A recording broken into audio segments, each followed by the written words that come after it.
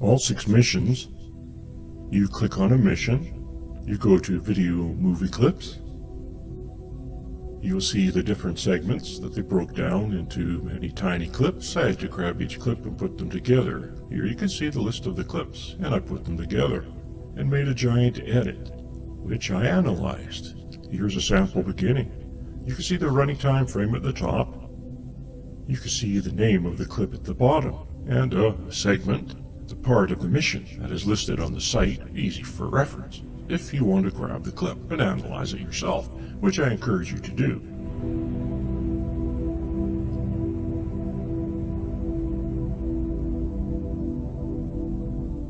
Aside from that, there was remaining time frames of the clips for proper analysis. You will find out why. It's obvious that this is slow motion, and then sped up. You can see the timing that was changed in a factor at the bottom, how much the length of the clip was modified. Here's another example. You can see the time frame at the top, and now the time frame at the bottom. You see them running based on the factor change. To the one at the bottom, it's not quite straightforward. There's quite a few different time changes they used. At the top you can see the name of the current clip.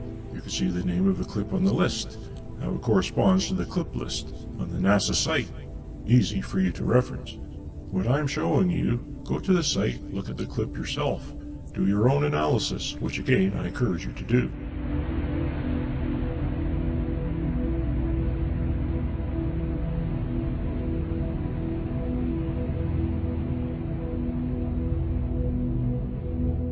I will now briefly summarize the entire analysis. I will present clips to you, categorized by mission. Relay 11 has the least to offer, except for A12, the TV camera malfunctioned almost as soon as they turned it on. This is slow motion, hopping and jogging. It's quite extensive. Here I'm speeding it up. You will see more in the appendix if you'd like to see that the full extent. It's quite extraordinary. Notice the color changes in the footage that will be explained later about how the footage was generated and supposedly acquired.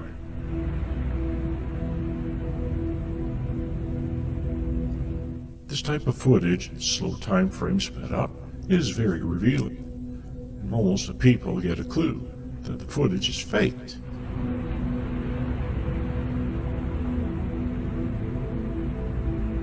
Here we see an example. Looks quite normal. Someone running on the surface. Seems reasonable, but when we speed that up, this is actual footage presented to us, and fairly obviously, it's slow motion.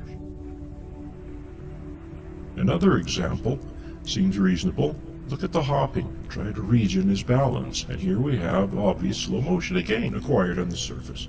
You'll see much more of that in the full analysis. They also walked on the moon, not nearly as much as running, or hopping, or jogging, that is, but I find that somewhat more revealing, and he looks quite normal walking, except for the pops, which will be explained later, again, just walking. This is sped up, you can tell by the factor change at the bottom. This is slow motion footage. And we will show examples. Here we change the length, speeding up, in other words, you can see that. It looks normal sped up, and slow motion. On the moon speed that it was presented by NASA, you will have to orient yourself to it. They are actually on wires, so that oddly to it, but still very revealing. Visit spasms I noticed, quite having a few, and I suspect that it's because of the wires, but pulling them, throwing them off balance, so that they had to recover from their spasms. I had some extra events I found, so that I was very revealing when showing a modified speed. Here you can see the bottom, look at the time frame factor change. That's my analysis saying that it's normal, when there's no factor change, and this is what NASA presented to us.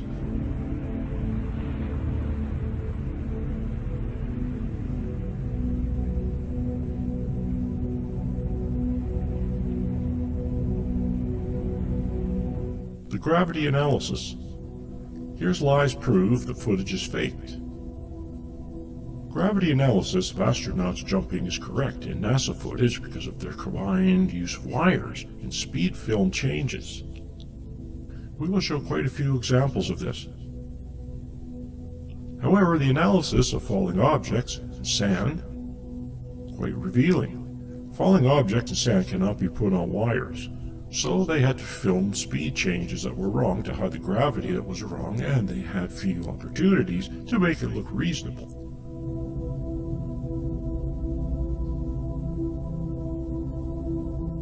Here you can see it's wrong based on my analysis on the moon. I modified the speed to make it look right, and you can see that the two compare together and the mini factor change that shows that it is correct for Earth.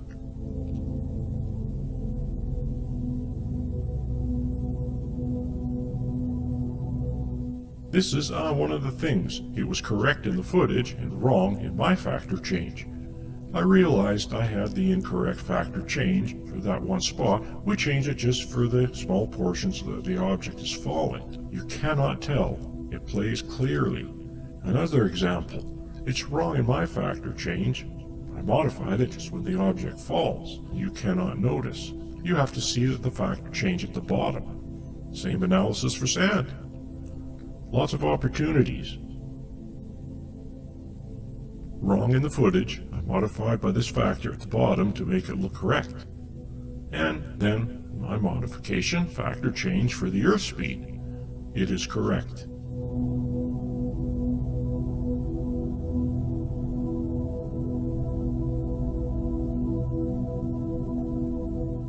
And just don't have a few examples of this. Be prepared. And of course, you can look at the clip for reference and go analyze it yourself.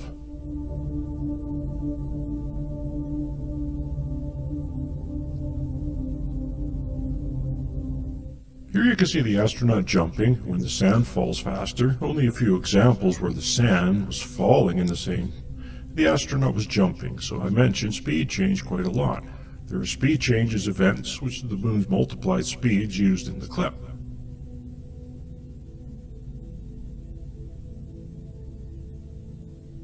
Here we see sand astronaut running away. Did you notice the fake that I used several speed changes? Here is an actual footage. It looks reasonable. He's moving fast, but watch. He will suddenly go in slow motion. That was presented to us by NASA. Here I found it because I used another time factor, he looks ridiculous, and then looks normal back there.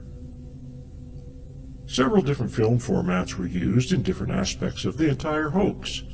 I believe the TV footage was actually captured on 16mm film, and then recaptured by a television camera. This is an optical printer, quite used extensively in the hoax, in different aspects, but an example of how a camera is pointed at the projector is projecting footage, and the camera recaptures it at a different speed. Here we have an example of it.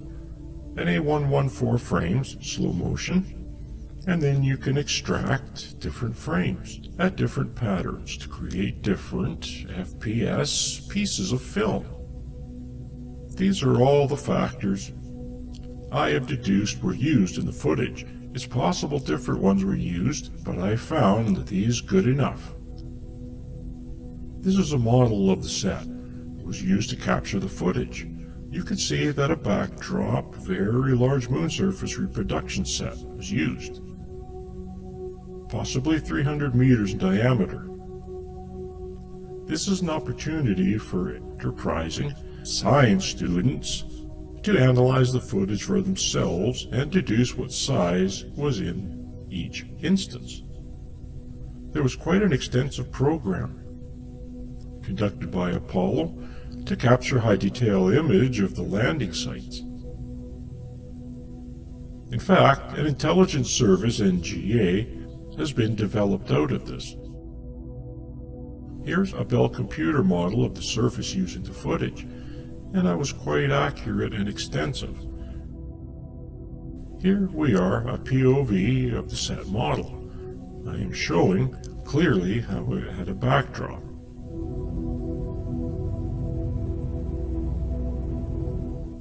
Analyzing photographs and footage captured by the astronauts and the TV cameras, we can see evidence of these sets that were used. We can find evidence for it the use of sets. These are panoramas provided by NASA, photographed joined as the astronaut danced in a circle. I call it the panorama dance. And actually, because of the overlap, we can also extract stereo images and analyze stereo images. We can also see that there is a point at which the set stops and the backdrop begins. And this is also because of the limitations of stereo photography allowed and not easily deduced as a set. Or it could be claimed as the limits of photography itself.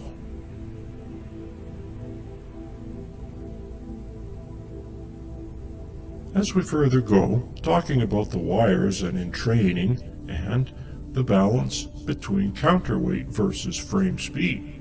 But when we analyze the footage, the test footage, it will more clearly match the modified NASA footage of Earth than it does the simulator footage that we see here.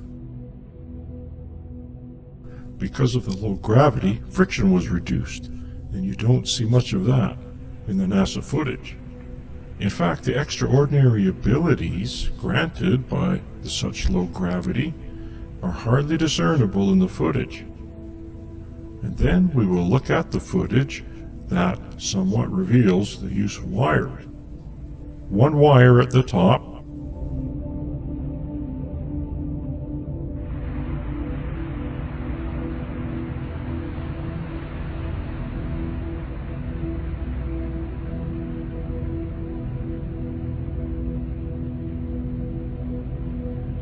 there are the equations that show the counterweight necessary depending on the frames per second footage used.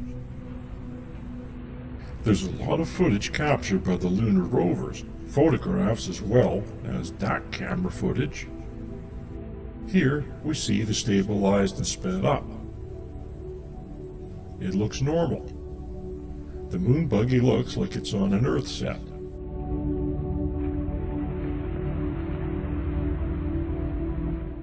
Here again, it's sped up, and it looks like someone's driving fast on a set. It's also quite possible this was a model.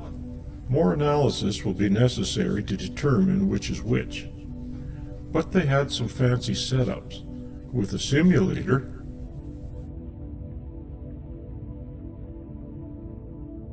sometimes on a set. An example here, you can barely see the lunar rover, the same model. There it is in the middle. They had a flight simulator setup with a complex modeling of the sun, matching the generated footage. And all of this is supported by NASA's capabilities, which we will show later. This is a model of a snorkel cam, and of a, quite possibly, they had stop motion animation with the camera inside a model. Look at how tiny that model is. And look at the footage generated. This is extraordinary stuff. I find it incredibly beautiful.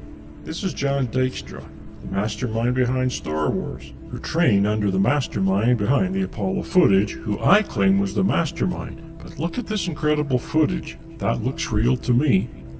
And this is all made from computer-controlled cameras and a tiny, tiny model.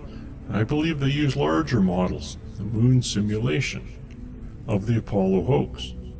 But these tiny models show extraordinary results. And this is a computer-controlled animated camera. This is a fighter pilot flight simulator camera flying over a model. And they actually used the same technology to train the astronauts for the Apollo missions. That's a moon model with a flight simulator, live, real-time. Flight simulator camera. This is actually a lunar rover simulator, same build. They had a camera, here it is, running over a model of the moon's surface, which they actually accurately modeled. The surface they would be driving on, they had two cameras, two views with one camera. And look at the camera It is going up and down as if the car is reacting to the surface. Quite incredible technology, not utilized there nearly as well as it was in the hoax. They had a complete setup, giant circular moon models, and they got more detailed for closer landing. This is all set up for simulated landing. They had a giant simulators. They utilized real-time cameras run over these models operated by the astronauts. This is an accurate topographic model of the moon, which is highly detailed.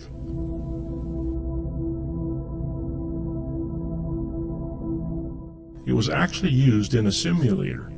You can see how large it is, and I believe this is a small compared to the models they actually used in the hoax. Here is an example of it being utilized in a simulator. These are just photographs from the simulator. They're quite extraordinary, and you'll reference footage later to see how easily that it was utilized. This is the man I believe responsible for the visual effects, Douglas Trumbull. I will show you the brief history. There's plenty of information on the internet about him. I just mostly wanted to introduce him. We have a landing footage. This is specifically Apollo 12. There was a dust blast. But on Apollo 14, they kind of screwed it up. You can see the difference in the lighting in the craters. Because before the dust hits, it's a model. And after the dust, it's the set. The lander was on.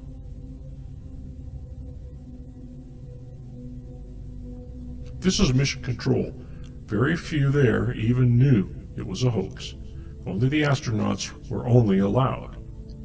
Only astronauts were allowed to talk to astronauts on the moon. They were all in on it, as well as the camera operator, because obviously the camera was recording, not live operated, and as well as agents. Only a few agents in mission control. Gravity analysis is obviously the most important, but I think some orientation is necessary if you understand what's going on when you look at the footage. A good place to begin is the moon's surface.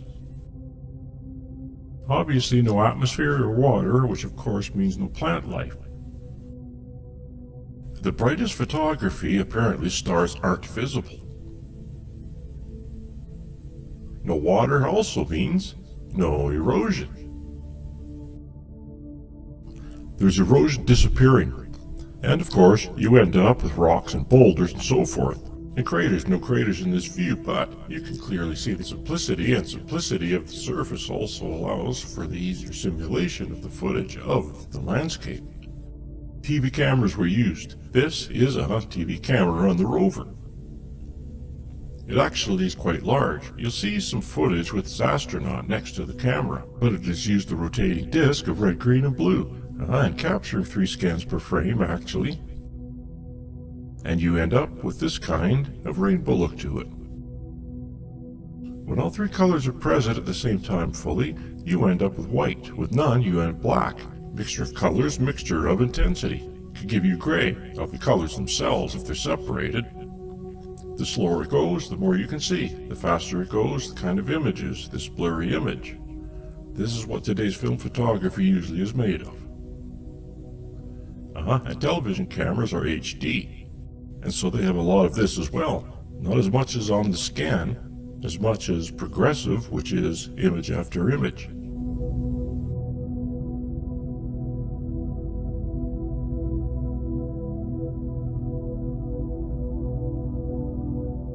This is what many of you are used to at this point when you saw NTSC video.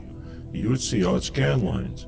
And even scan lines, and as the object moved, you see the separation. They call it combing. And this is an exaggerated version, so as you can see it more clearly. Sometimes there is a little blurriness, a glow, and a residual image, and so it softens a little bit. It's a little more bearable. But you can also see the style of motion blur here.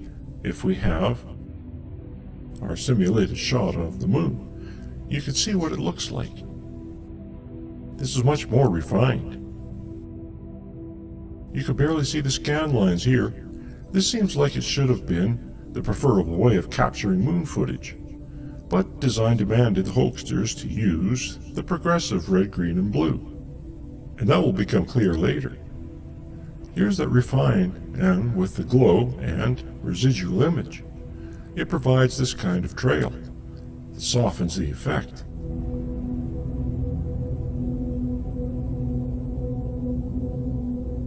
And of course, they have it simulated.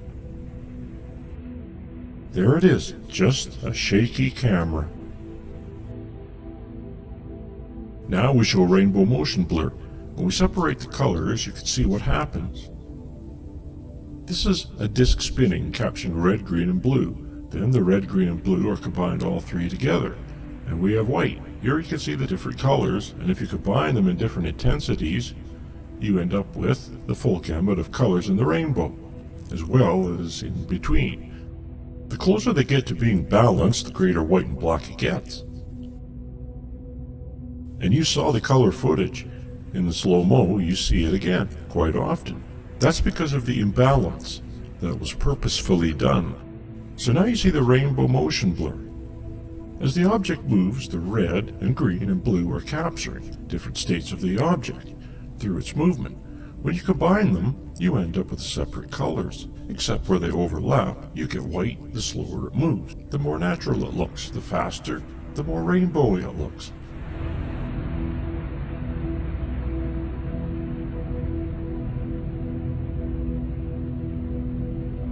And then we can add the glow effect, as well as the residual image.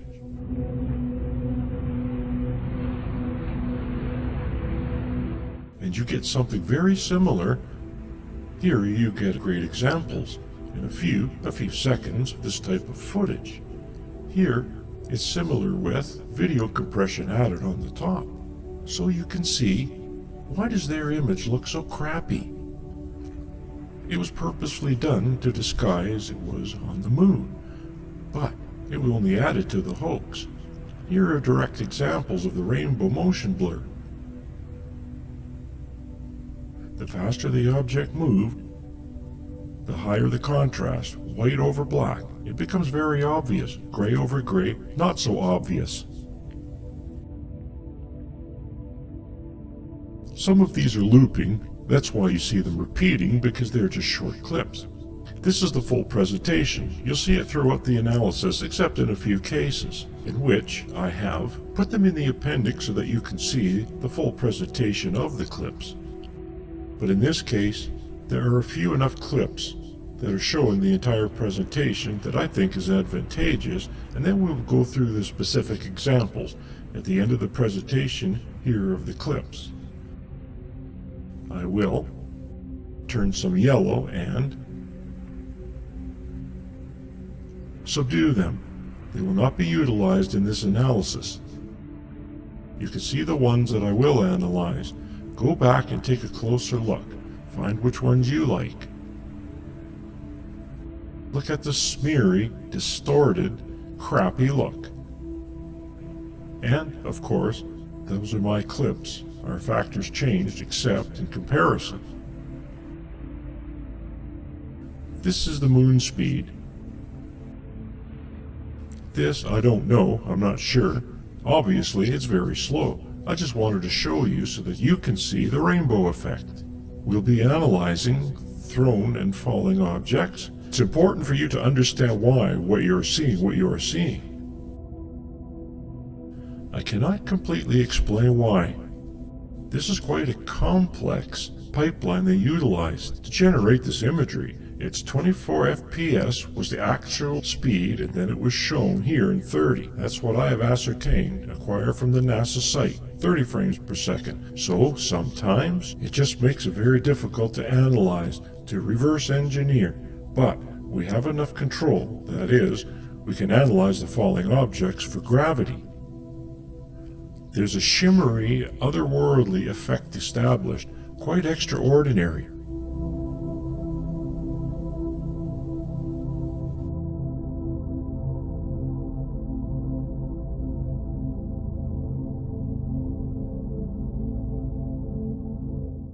This is, of course, very slowed down so that you can see the effect. Here, sometimes you'll see it, it's compressed. Sometimes you see multiples. It's not very straightforward.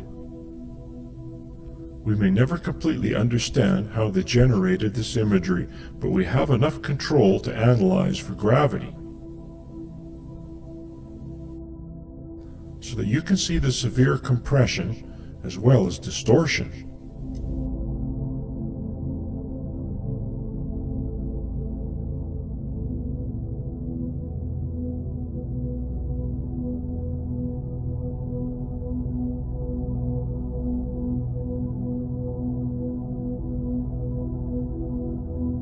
Because of the white shovel over the darker gray background, the rainbow motion blur is more easily noticeable.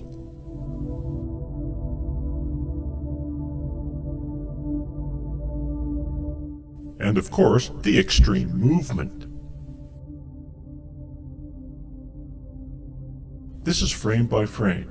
Why the specific changes are occurring, I do not completely understand. I have not completely analyzed for that. I do not see a need for it at this time.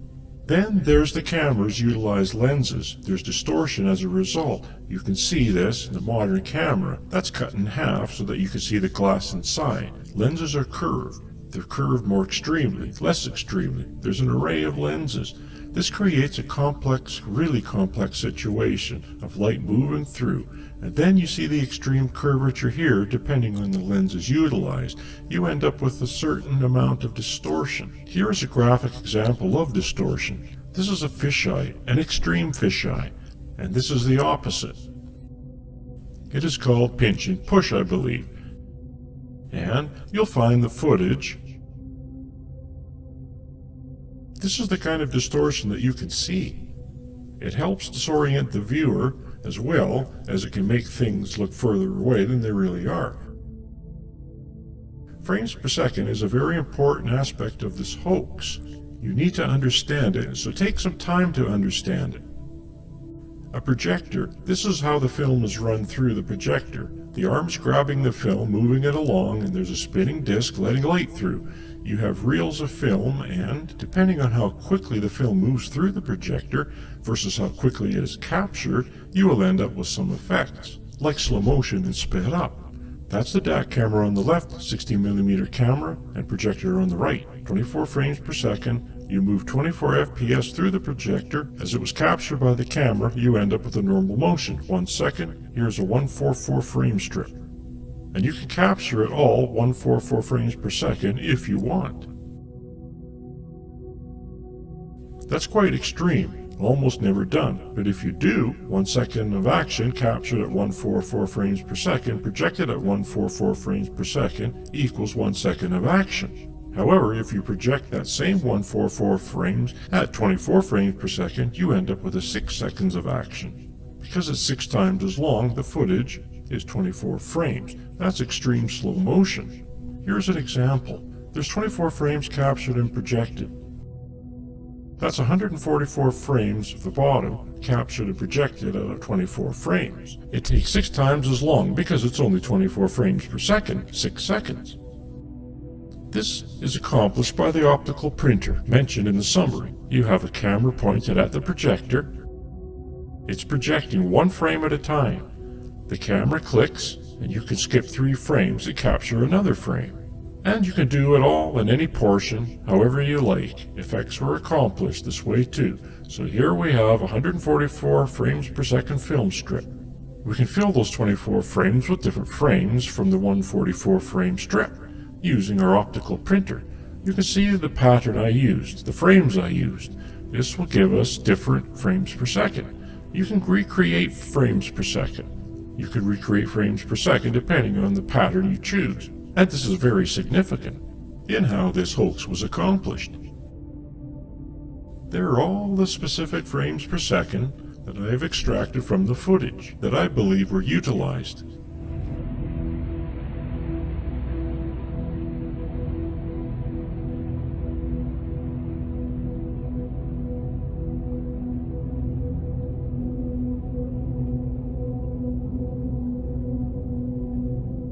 Here you can see the pattern of the frames, and the ones that have some in-between frames which you can use for the rainbow effect mentioned earlier. Quite extraordinary setup, and very efficient and effective.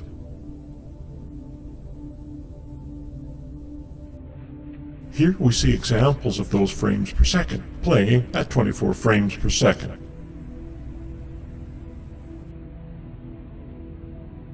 So you get different speeds of action. You could take 44 frames per second and play it at 24 frames per second. You could take 59 and play it at 24. How it was captured, or the speed it was captured or generated at versus the speed I played it at. Those are the factors of frame length. And these are the factors of frame length that were utilized, that I utilized, to reverse their slow motion, and made it look normal, as it was originally performed. You can see the 44 frames per second, it is the main film speed, and the others that were used in specific instances. Here we see them all, those frames per second, modified by the factors I showed. You can barely tell the difference, it's the same action, gone through a different process. And almost identical at the end of my process, my reverse engineering. You can see the subtle changes. So you can see subtle time frame changes used out of 144 frame film length. And so you can rely on the process I used to reverse engineer this action. Now the other complication mentioned was the fact that I was captured to 24 frames per second, yet shown to us and presented to the website at 30 frames per second, because that was normal NTSC frames per second. I did add some stuttering. The bottom of the 30 frames per second and at the top is also 30 frames per second. But I added stuttering, which you will find in some of the footage, and there's a phenomenon that I find quite interesting, is that the distortion of the footage, because it was broadcast from the moon, did some time changes where it actually went backwards in time and started up again, yet remained in sync. And that's a phenomenon that I think should be explored more, but of course I won't because it wasn't real. It will just confuse the viewer and make it think like it was coming from the moon. Now we get to the gravity analysis. Here you can see I show you how I came up with my graphic for analyzing the gravity. The blue is Earth gravity and the red is the moon gravity. You can see an obvious difference. The moon objects fall slower while the blue objects fall faster. We won't see those animated in the analysis. I'm just showing you how this graphic was generated. The footage was matched up to the astronauts so that the astronauts were the same size, and based on that the analysis was generated. You should familiarize yourself with the number on the graphic. They represent frames. The object should take a certain specific number of frames to fall every time. There is no exception. Gravity does not change. And because of the frames per second, 24 frames per second here presented at 30 frames per second, it's the same thing. It's 1 second of their time. And you can tell by the sound sync. It's 30 frames per second. You can tell by how many frames it could take an object to fall on the moon in a certain number of frames and a certain distance. It doesn't change. So here we have astronauts jumping for various reasons. Locomotion, fun, who knows? There obviously was no jumping in the first three that I could locate, mostly in A17 here. And of course they had the astronauts on wires, so in my analysis their gravity was always accurate to the moon. This was a frames per second combo with wires, and based on the equations you saw earlier, about 46% of the weight staying up on wires, and so it was quite the same as the wire simulation. Weightless quality, or excuse me, lowered weight quality. But of course combined with the frames per second, which was 44, they always fell at the exact right speed. Here we monitor at the top of the head because no matter what part of the astronaut you look at, as long as you can clearly designate where it is, at the beginning and ending of the jump.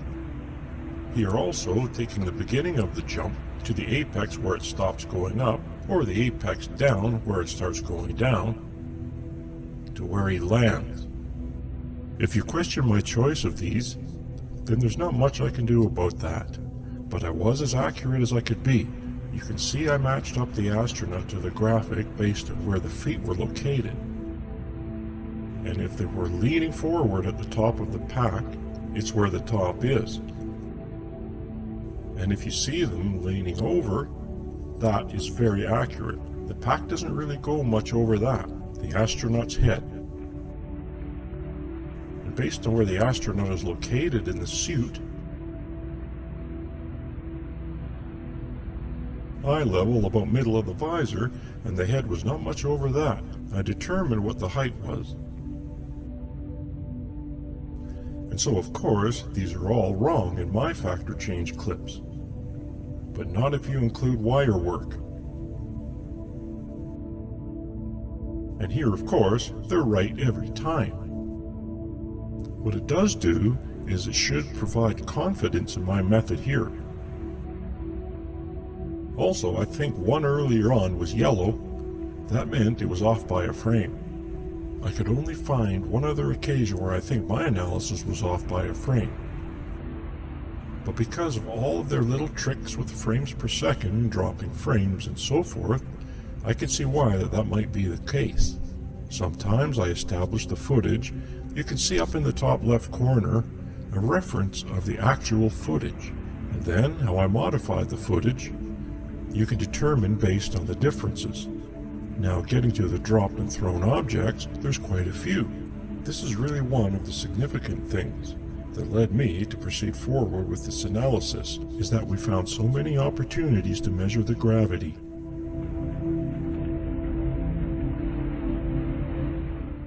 You just saw the classic hammer and feather, and that was one of many. Several dozen here.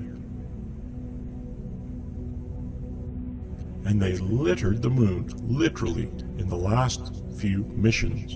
And there were quite a few opportunities because they were walking around on wires, running around on wires, and acting very comfortable on the moon, where it's a pretty dangerous environment.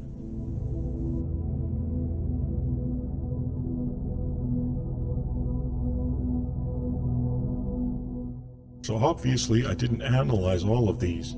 They're not always really analyzable. You can, I'll show you, after the presentation of these clips, you'll see which ones dissolve away as yellow. Those are the ones I did not include. And as you can take a closer look at this for yourself and see if you'll find something different.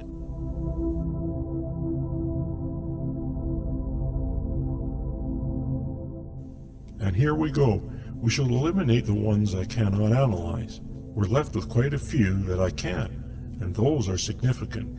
Even the ones being wrong should raise alarms. We have a bunch. This is wrong. It says it takes 19 frames in the footage.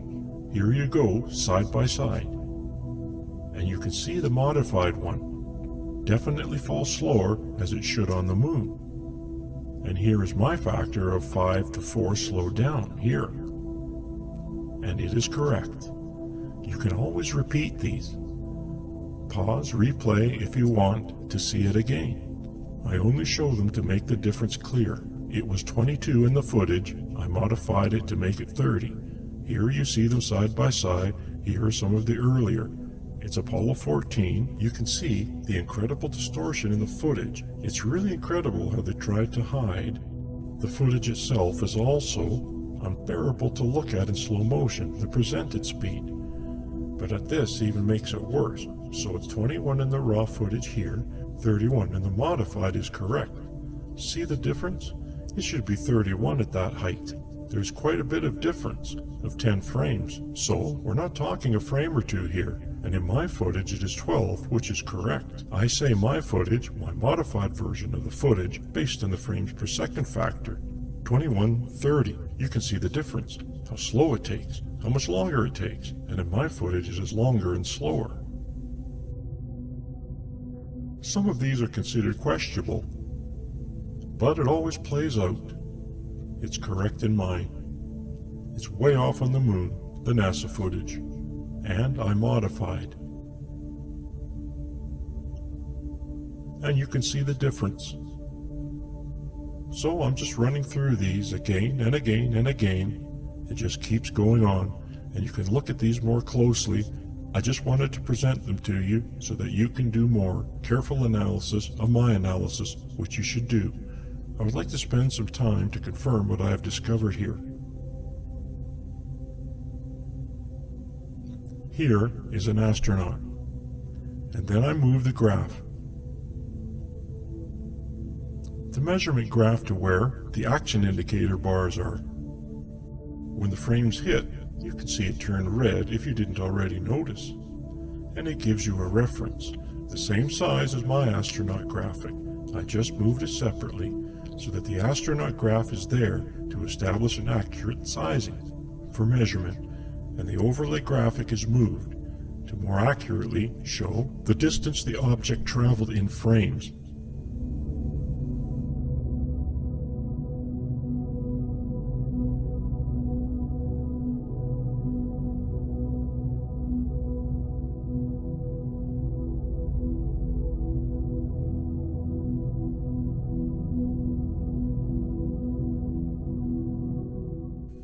Every time it's about 2/3 difference there. It's 2/3 as many frames as it should be. And in mine, correct every time. Well, let me correct that statement. Almost every time. And I'll show you why soon. Those are not correct. These are some tricky fellows who created this footage.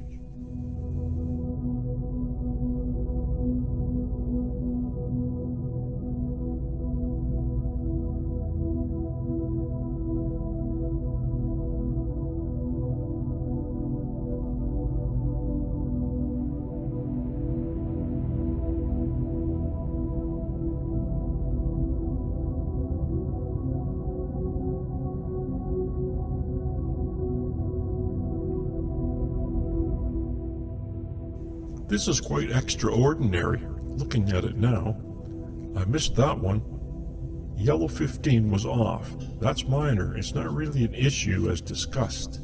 It's frame dropping. They had all kinds of tricks going on to disguise what was happening here.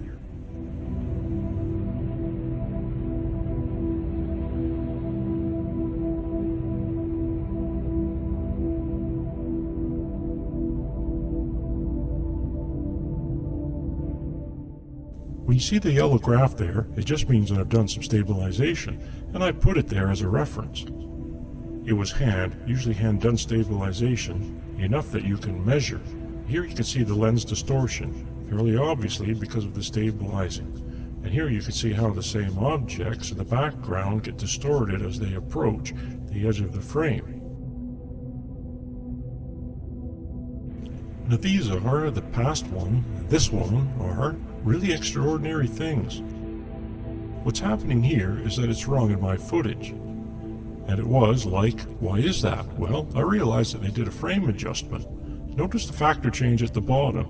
0.41, it was 0.54, 0.41, back to 0.54. They changed the factor during the throw. The object movement to simulate the move, the proper speed, and a jump back, and you can't tell. They may not be doing these for this. There's a whole section on speeds change. You can see how often they use that technique to disguise their methods.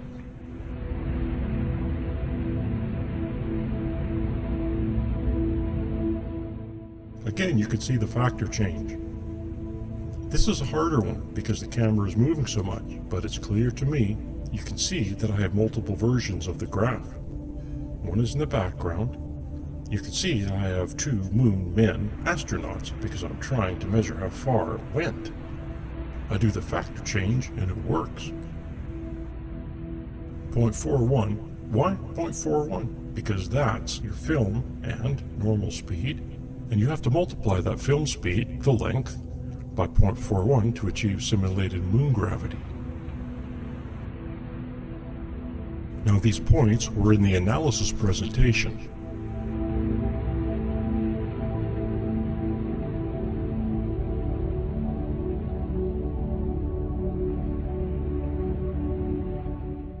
Now this is wrong. Watch the 0.4 change. 0.5, there it is. And then change back. Here it is. It's going to happen again. 0.41. Unless you're looking at the bottom, you won't notice these changes. They found because they could do them. Obviously they did. They didn't do it every time. So that's when I found it was wrong.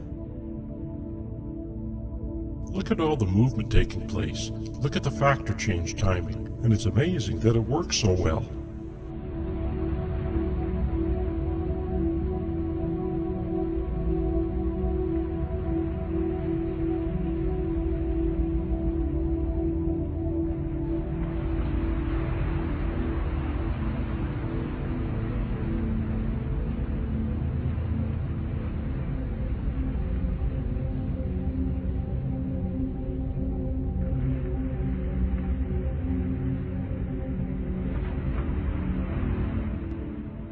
He's running at us in slow motion, and there's a speed change right in the middle.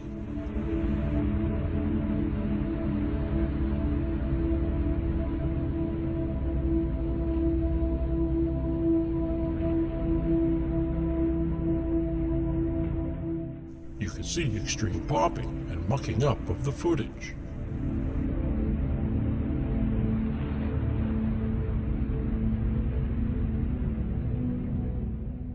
Here's the classic event. Now we get to the sand.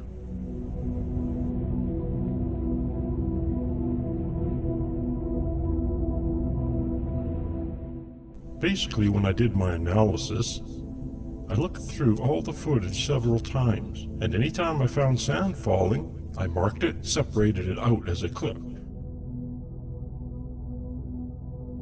So here's what we're seeing every time I found sand falling. Now when I do the analysis, you'll see I limited it to the ones I could, though I could analyze. Because of the mucking of the image, especially sand separates. Unless you get a closer indication of when it starts or stops, going up or going down, you really can't analyze it. Sometimes you can, you don't need where it stops. You just need enough frames so that you can say, I've seen it move. And again, as we get further emissions, A17, almost the case, it has more. A16 and A17 are almost always the jewels of the missions for analyzing footage.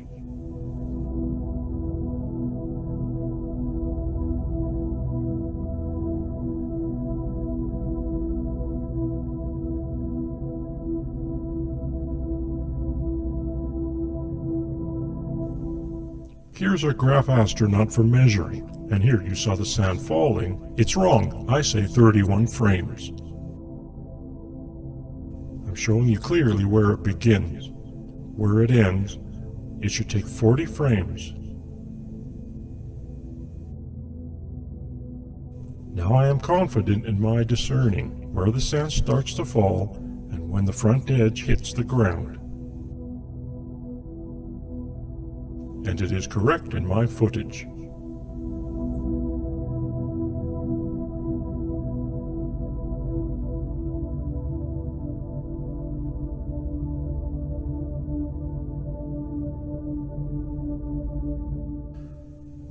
It is very blurry, very difficult. I would go back and forth and see the changes on the ground, and wherever I did, I discerned where the sand hit, even if it's totally off a frame or two. That's minor compared to the differences we're seeing here. Watch closely. Compare the different rates at which the sand is falling in these images.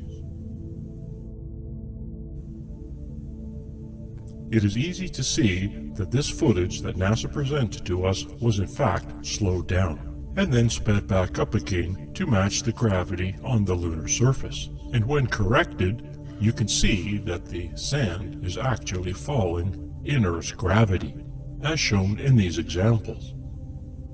Watch as this astronaut drops the sand from the shovel that he's trying to get into the sample bag.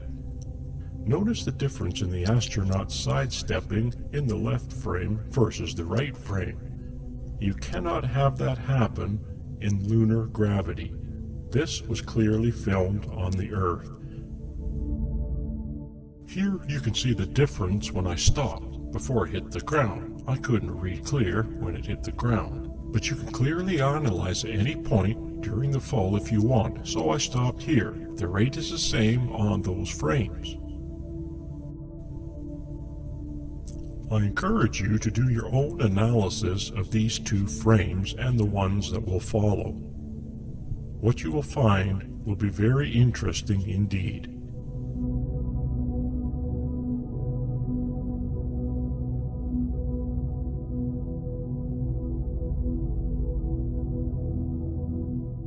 In these frames, watch the difference at the speed of which the sand falls. You'll notice that the sand in the left frame hits the surface first before the sand in the right. Again, please notice the clip. It's right next to the bottom. You can go to the NASA site referenced earlier in this presentation and look at the evidence for yourself and determine for yourself what's going on in the footage. Try to keep a mental note of how many times you are seeing things fall in this clip. Note the different rates at which the sand falls on the left compared to the right, and then back to the middle.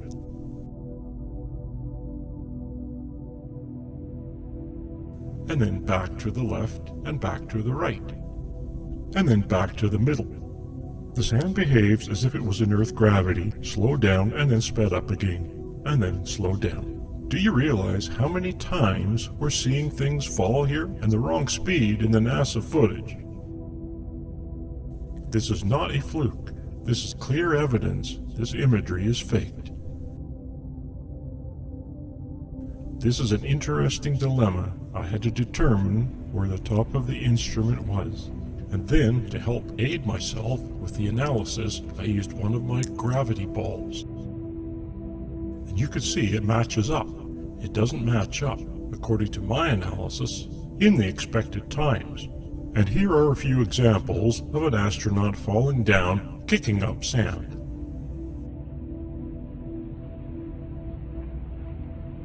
And here, scooping and tossing sand with a shovel. Here I use the top of the sand. Here it hits the top and falls. You can see it disappear, and it's a great time to determine when it starts and stops falling. Let's compare a couple of these clips.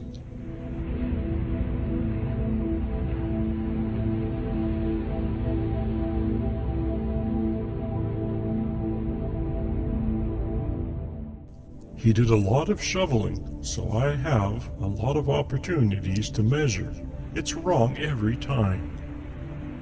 To demonstrate this, I will speed the footage up, slow it down, and then speed it up again to match what was actually happening. And as you can see, NASA got it wrong again.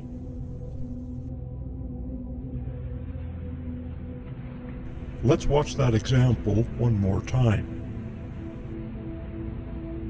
Keep an eye on the top counter as the sand hits the ground. You'll notice that the time frames are different. This would not be possible had this really been on the lunar surface. This time, we see the astronaut step backwards as he finishes shoveling. You can clearly see that one pile of sand is hitting the lunar surface, or so-called lunar surface first, before the other. Let us take a further look at how gravity affects objects that are thrown.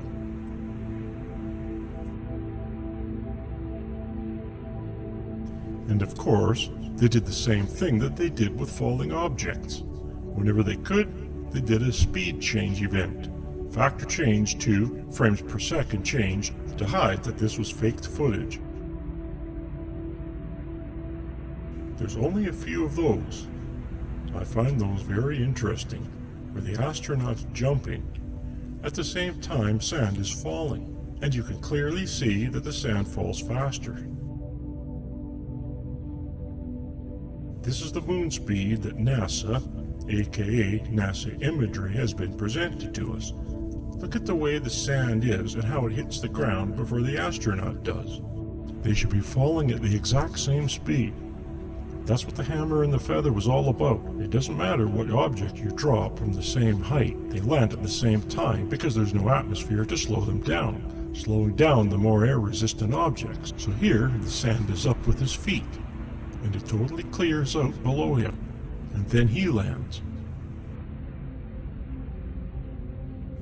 In all of these examples, the sand will always land first before the astronaut touches the ground.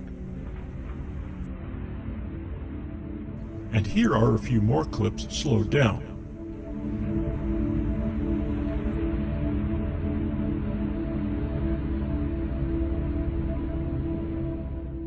This is the famous jump salute. And they're the more obvious ones to me. Sand is up there with his feet. Sand is up there with his foot, and then it's clear it's falling as fast as in Earth gravity. He's falling slower because he's hanging from a wire.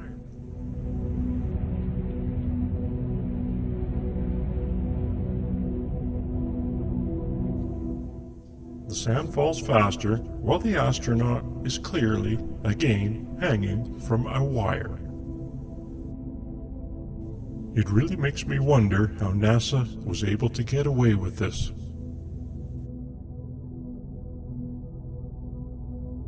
Here, we will go through some speed change events. These were when the film factor or frames per second at their end was changed midstream. When we're looking at the footage, that is, they did it quite often when we weren't looking at the astronauts.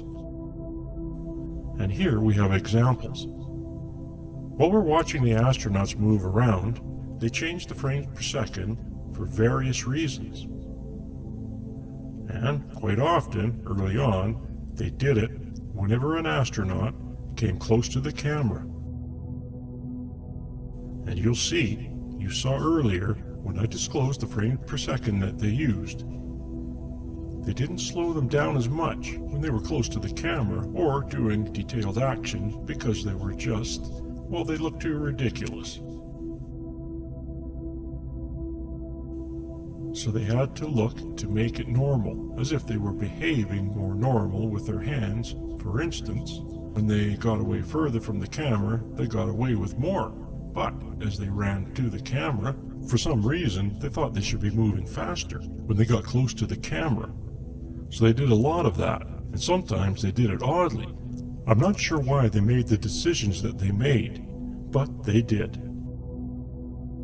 They thought it was necessary to fool us, and they were right. Although I think one of the reasons that they succeeded so far for the last 50 years is that no one has fully analyzed the footage as I have.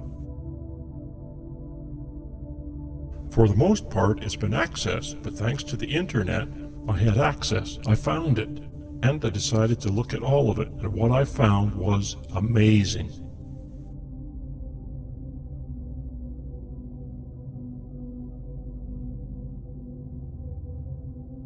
And we are going through all of these events. If you watch the factor at the bottom of the footage, you can see it change midstream. Sometimes they are significant and sometimes they're not.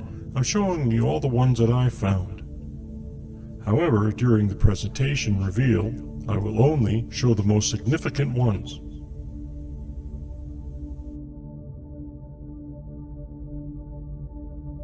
Here you can see A15 in the winner of this one.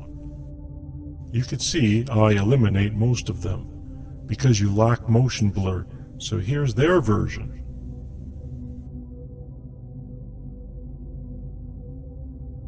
Look how fast he's going. So down here he slows down. And my assumption is, as they were watching the footage, when they generated it, they said, he just looks too slow in the camera, we gotta speed him up. Here it is at my 0.45 factor, and I was analyzing the footage. I said, whoop, why does he look like a clown?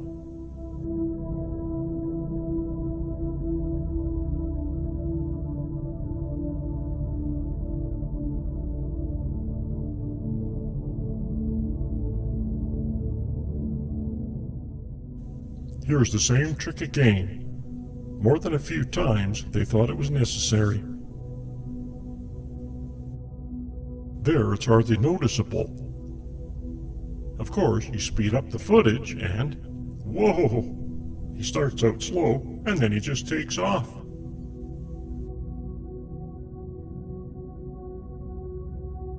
There's that stuttery look again, somehow going back in time, and forward again.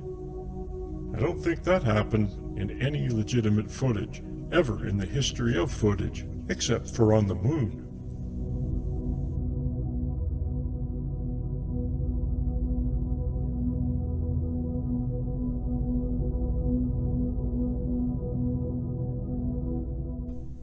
And so, I don't notice any changes they did.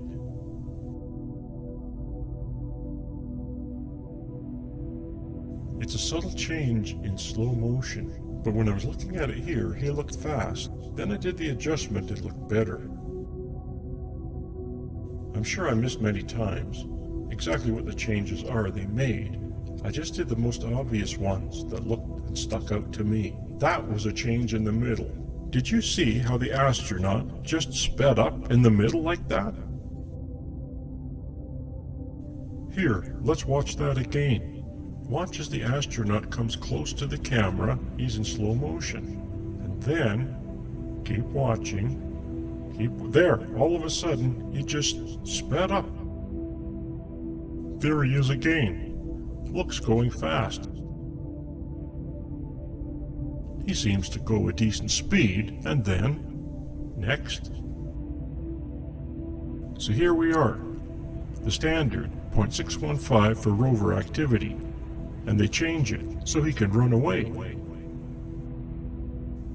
If you watch closely, you can see little spasms that the astronauts make.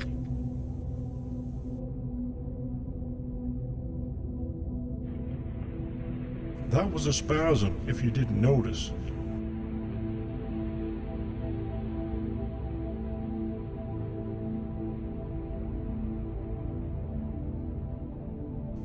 Here he is in my constant factor. That's the spasm. And then, now you don't even notice it here. It was proper at 6, 0.615 earlier, and he wasn't proper. I had to find the time change as they became standard practice. When they're near the rover, I find the factor that works, and as they get further away with different factors and so forth, so I just took the opportunities to change, so that I follow the most likely. I do not nail it precisely every time, but I did it enough to show that it occurred.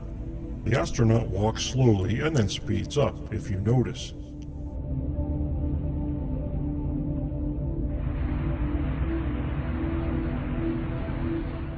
Look how boring this footage is. It's amazing at their moon speed. No wonder no one wants to look at this. You want to go to sleep. Look at the NASA moon footage. Why? Because it's in slow motion. We can't bear to watch it all the time. It's absurd. So, for posterity's sake, let's speed things up a little, shall we?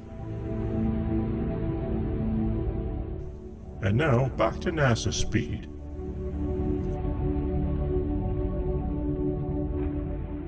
So again, my standard way of showing this to you is my determined way that it was the factor that needs to be utilized. There's a speed change, and then I show you the NASA footage. And then I show you the constant factor that I first created and which was revealed. That it wasn't normal, and I had to do speed change adjustments. So once again, let's have a look at this boring rover footage from this angle and watch the astronaut, how he speeds up and slows down at times.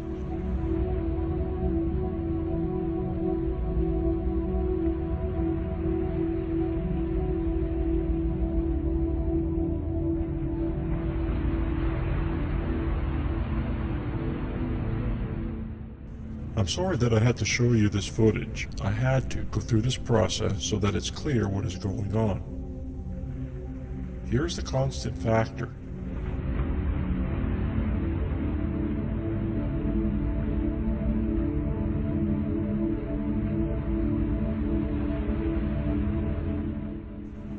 let's watch this astronaut speed it up. This one, here's an example. There's a speed change between 0.57 and 0.54, not dramatic. But it's a great example of how the astronaut's in full motion.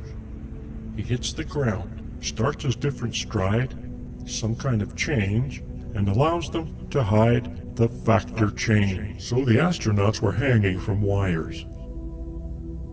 We'll discuss that here, its backpacks, so forth. Here's a suit laid out. I think pre-launch, possibly post-launch. You can see a lot of little items. You can research all of this on the internet. You can see the fancy understructure. It's going to have to be pressurized, and well, it's got movement. And here's a diagram explaining what all of the parts of the suit are, and whether or not they were used on the set. They could have been modified, certainly the pack, which we'll go over here. It was probably modified, it may not have been made of all of that equipment. It certainly didn't have to do with all this stuff. More than likely they pressurized the suits a little bit, as well as the water that went around. When astronauts were testing the suits on the Earth, they still had to have coolant in there, but it didn't need to. So much oxygen feeding because they were in it, oxygen-filled set. And I imagine that they took as much weight off of these astronauts as they could, so that they felt a little more comfortable.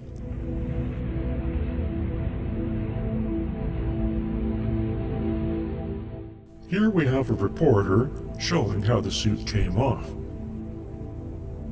And we're just speeding it up a little so that you get a sense of everything that was involved.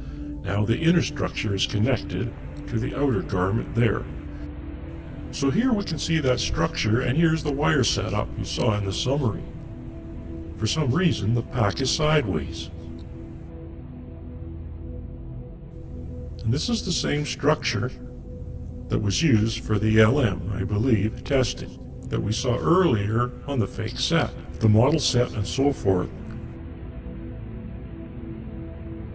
And here we are looking down at the astronaut, and you can see the gentleman top of their head walking along with him. And this is the extraordinary length that you have to go to simulate lunar gravity. That's the difference. It's such a significant difference. It's so much less than the Earth. They have to be practically sideways to simulate it. Here you can see the ground is tilted slightly.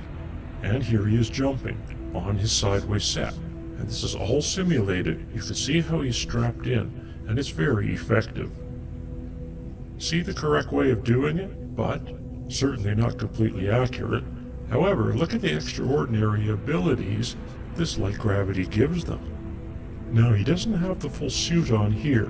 He does not have the backpack. We'll see a little bit of that later. It's still amazing. Look at how he can land on his hands, and without effort. We don't see any of this on the moon, do we? In the NASA footage. Almost nothing like this.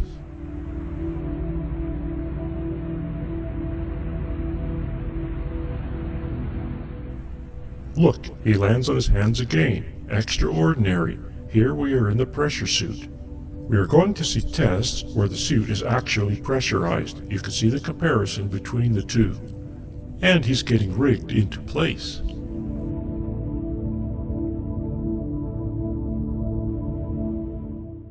And you'll see a comparison between Earth gravity conditions, which means no wires, and he's standing straight up. And the moon conditions where we're looking down on him sideways, and look at the left. Looks like the guy's walking. In my factor change on the right, he's floating. Why is he floating? Because 83% of his weight is taken up by wires. He can't run. Why? There's no friction. He's so light now that he can't get any friction with his feet. However, on the left on Earth, it's easier. These are both pressure suits, not fully pressurized, that is my understanding, close enough to the limitations that the suit would provide. And as you can see, an effortless flip. And here he goes again, and he lands on his hands without a problem. I saw no kind of agility like this in our moon footage.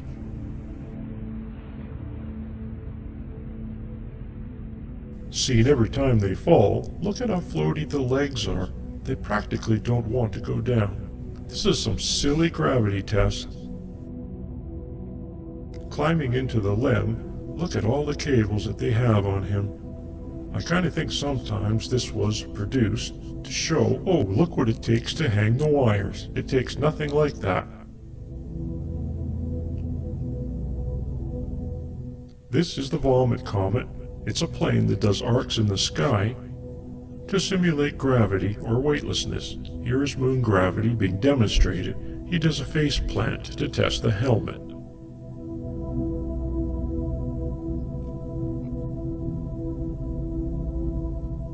And here, he looks like a fish out of water. They had problems with the backpacks, and so they had to redesign them because he couldn't get up, and here he is trying to get up. Look how awkwardly it looks. It totally contradicts what Aldrin just said, which was his excuse for the slow motion. Pretty blatant if you ask me. And look how floaty he is. He can barely stay on the ground. He's got the backpack and a fully pressurized suit, and he's struggling to keep his feet on the ground. This is amazing. There's nothing like it in that footage. And where was the wire located? It was just one wire, I'm quite sure, right in the middle. Right in the middle both ways from the front and the side. And it was made up of monofilament, perhaps braided, perhaps a metal monofilament, whatever didn't show up on the camera. And you heard Douglas Trumbull talk about that. It's not uncommon. And look at the size of that. It's tiny, 5 millimeters from left to right. And so how did it not show up on the camera?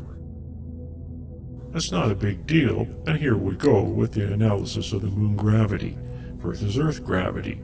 I come up with the equations, and based on the frame rate, you can use a specific counterweight that allows the astronaut to fall at the same rate as they would on the moon when viewed through the 24-frame projection setup.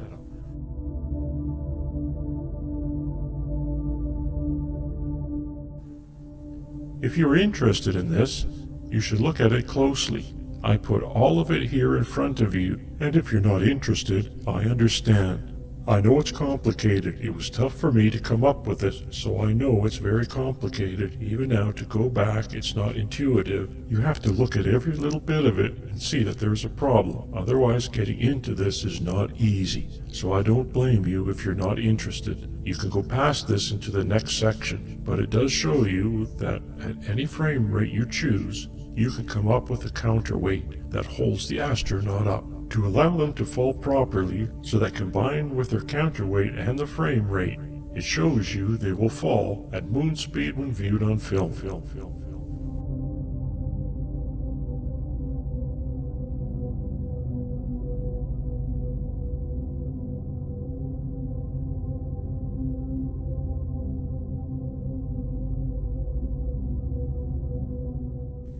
And you'll see 59 frames per second and 0%. That means you film at the rate and show it at 24 frames per second, and it will look like it is falling on the real moon.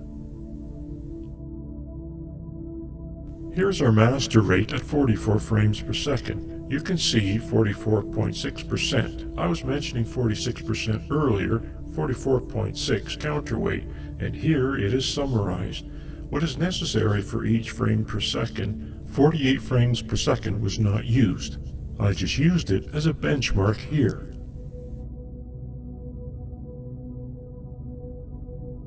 Here we have some examples of what I consider evidence of the wires.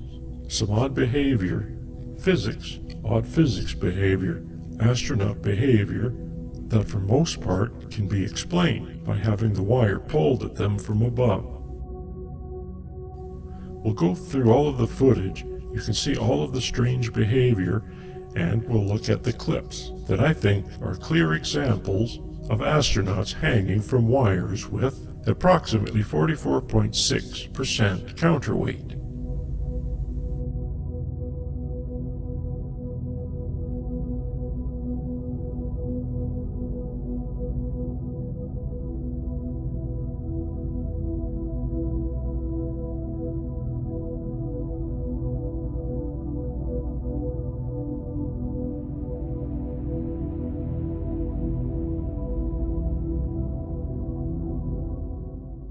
Here you can see these quick movements that they did. It's quick, sped up.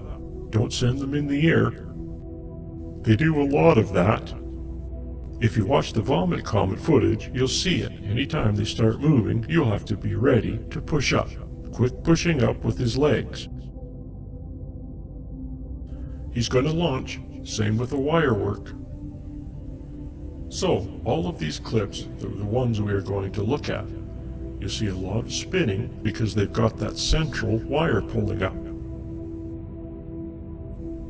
They're kind of using it. This is natural. You've got these forces working on you. You kind of use them after a while.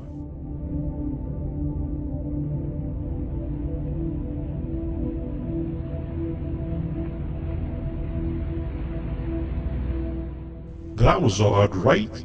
He's kind of swung back down again. The legs are not floaty here. Here he's kind of spinning a little bit. And here his legs go right to the ground. They don't float. There's no problem keeping his feet touching the ground. Whereas in all the simulation stuff, the feet tend to stay up because they're so light. Wonder if they're going to fall with gravity. And the wire is pulling, probably from his mid-back a little higher. You can see the backpack bending on this one at the top. You should look at that one again. There's another clear example later. You'll see.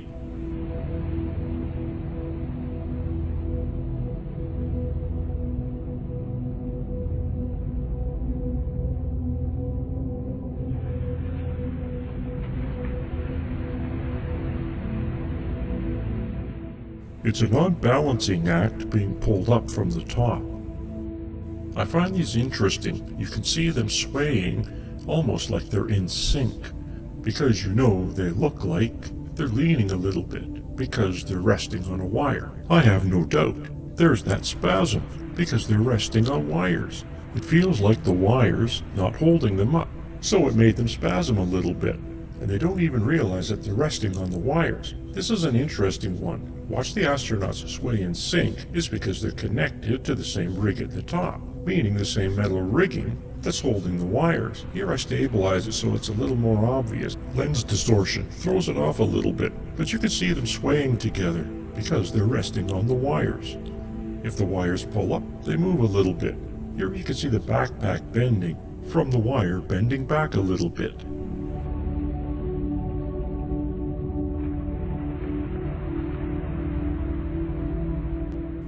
And sometimes they look like puppets, right?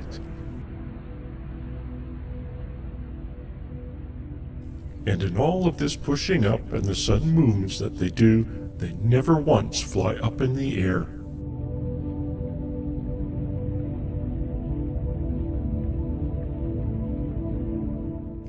Remember how easy it was for the astronauts to jump and land back on their hands when they were attached to their rigging? It didn't seem very hard for them as they almost went flying back into the air. So why don't we see that happening here?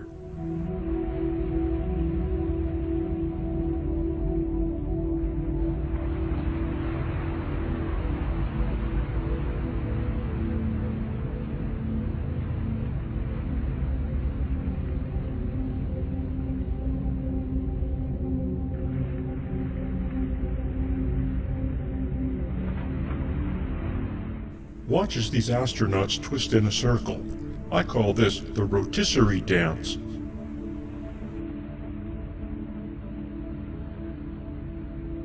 You can clearly see that a wire is being pulled a little too soon.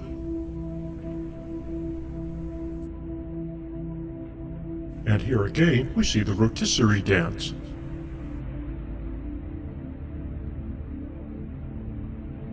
This one seems funny and obviously in slow motion. Here's the slow motion aspect. You can see hopping and jogging. Extraordinary amount of it too. They did a lot of movement on the moon in the footage. The extent to which these missions were supposed to have taken place, it's really, well, crazy. And the amount of running and hopping that they did in this very dangerous environment is irresponsible, to say the least. What I have done is to categorize them here You can see them coming at the camera, away from the camera, hopping to left and right, and in some scenes moving away from the camera. Even at full resolution of this, you could decide which ones interest you. Look at them all. There are so many. Here are some more scenes of the astronauts moving away from the camera. Watch the top of the screen as I retime both for Earth speed and for Moon speed.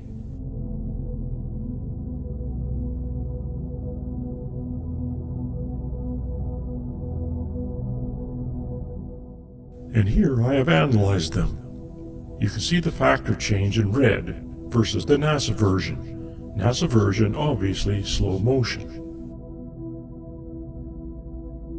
Anyone in denial of this point is fooling themselves and should stop. And you saw earlier in the summary, they look normal, and this looks slow motion.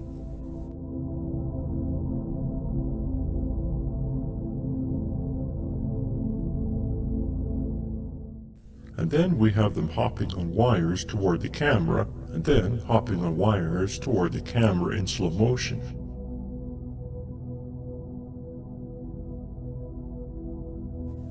You can see the astronaut in the back trying to regain his balance. Here he is trying to regain his balance in slow motion. That's just ancillary to the guy running at the camera. But you see more of that in the stumble section.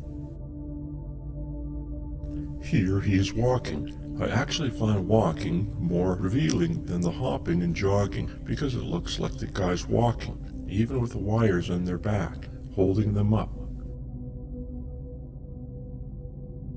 And when you compare it to the wire footage in the wire section, you can see that it's much closer in action to the guy not on wires.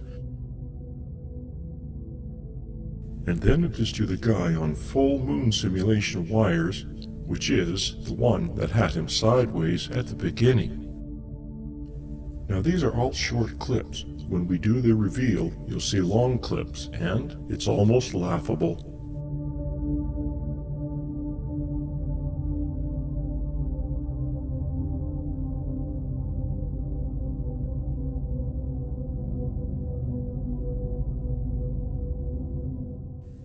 So here they all are together. You can see what I consider normal speed. It makes an incredible difference the way the astronauts walk and behave. I know it's difficult, but take your time and watch each individual frame as the astronaut moves.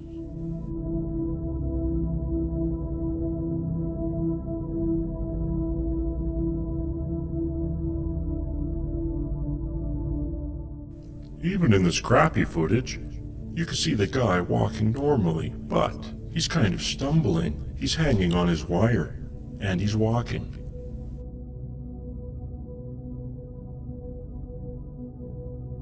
This is a great example of the oily suit, which you can see in the oily suit section. You will see more of an explanation of what's going on there.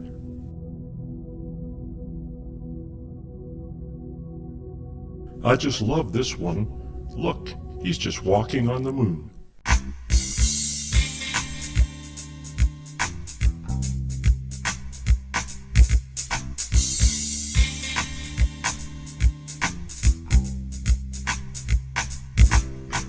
Show me how to wear these. Walking on the moon. Won't you look real cool now? Walking on the moon. Don't want you to tease.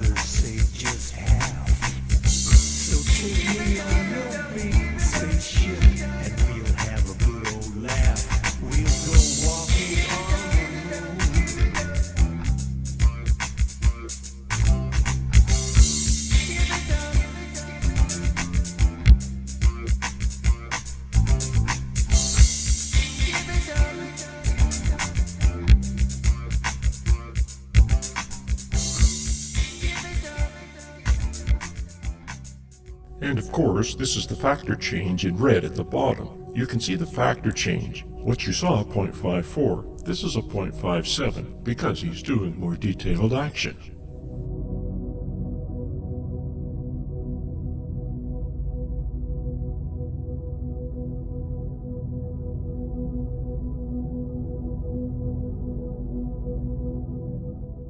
I think that this is incredible.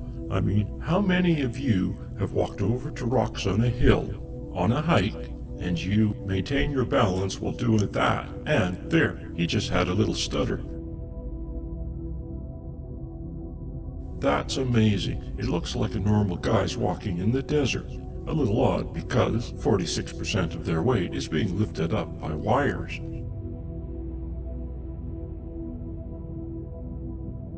And I'm sure the packs on their backs were not as heavy as they were supposed to be in the moon packs, because they're not really on the moon.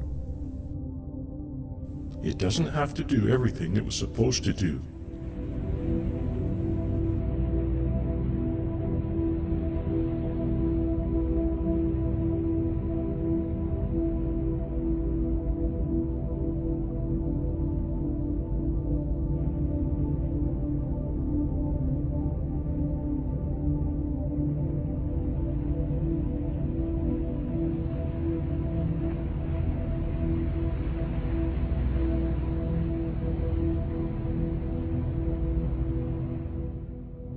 Here you can see the camera is almost constantly moving.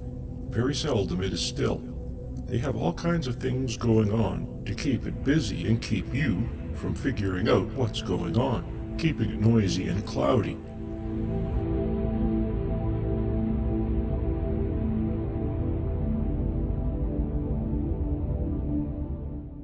Isn't this great? Look, he's just walking. This one too, he's walking over the rocks.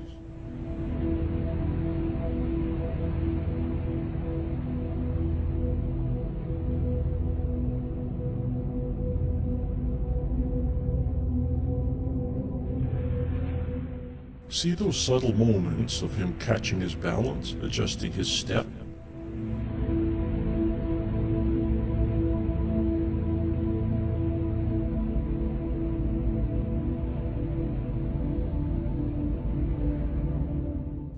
Do you see how he's trying to keep his balance while the wires do all the work?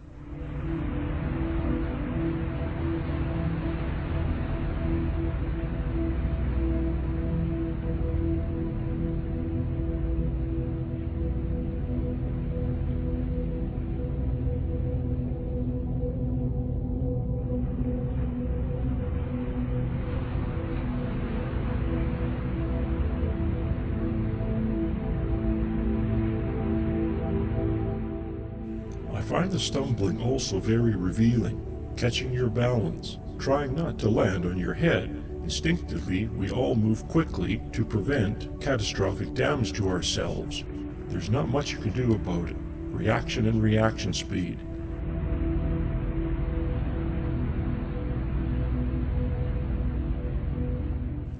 Here at the factor change versions, you can see them performing these natural jerks and very quick adjustments, not to fall on their heads, whereas at moon speed, you'll see it's obviously slow motion. Here are a few examples of this. I have sped these clips up to prove that this was filmed in slow motion.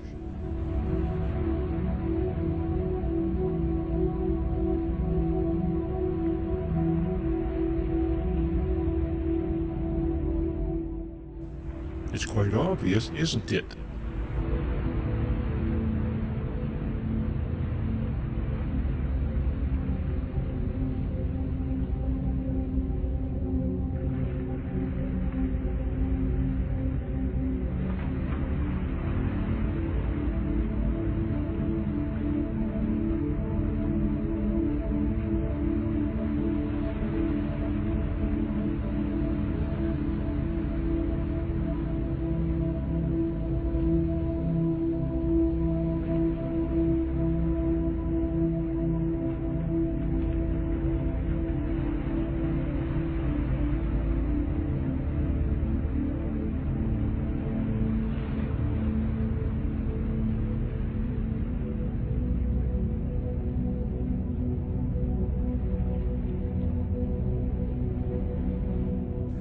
There's obviously oil in the sand to keep it from, well, dusting, fanning out.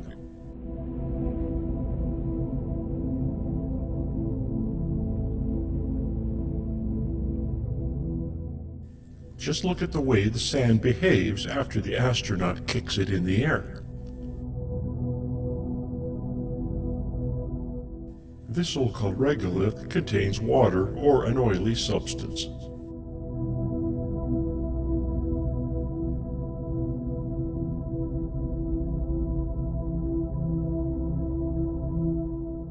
It's quite a set. We won't look at all of them, but we will look at a lot of them. Just remember that the yellow frames are the ones that are dropouts.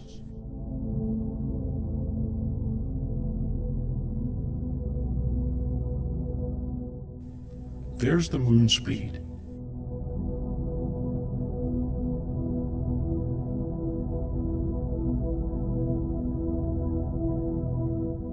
You can clearly see that the astronaut on the left is dangling from a wire.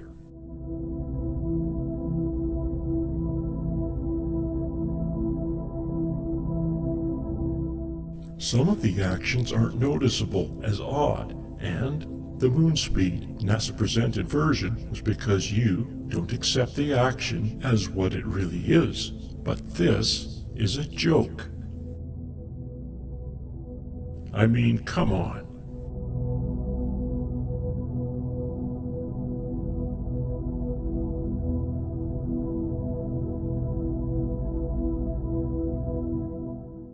Some of these are just clearly recorded in slow motion. How anyone could accept this as anything else is not really reasonable. I will show you a few more examples of this.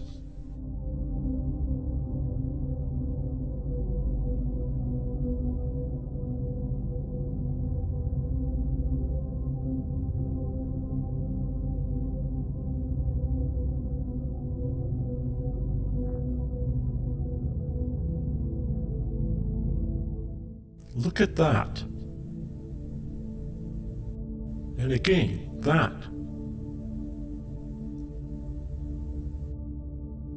And now this. You can clearly see that the wire on this astronaut is being pulled taut. That is why he is stumbling and jerking. And now the rotisserie dance. The conclusion is that this astronaut is being pulled taut on a wire at the wrong time.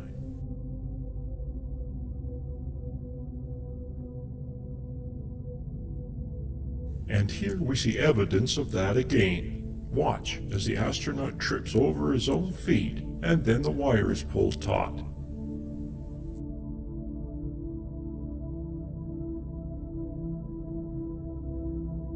Incredible, isn't it?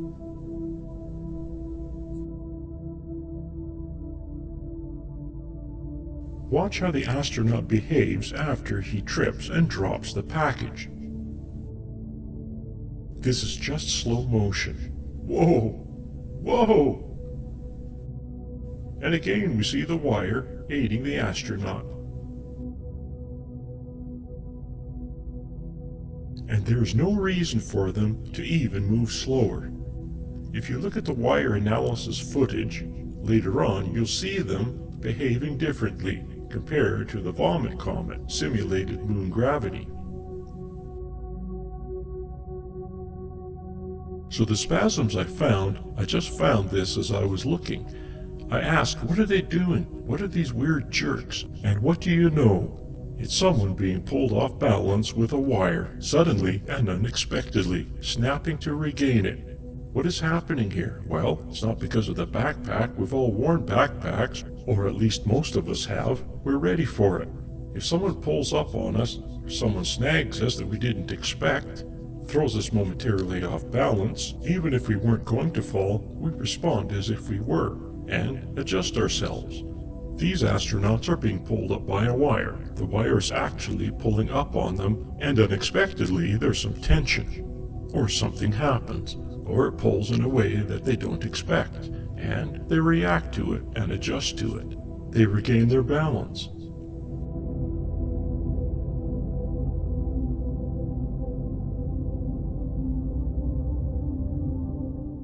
And it is also possible that for whatever reason, it feels like it's not pulling up much, and not as supportive. They feel like they're going to fall forward as they snap back, because more than likely, they're resting on the wire quite often. They're relying on it, they're resting on it, they've actually letting it lift them up, and so they don't feel as heavy when they hop and jog. So now that we've looked at the footage extensively, we're going to move forward and examine how they did it.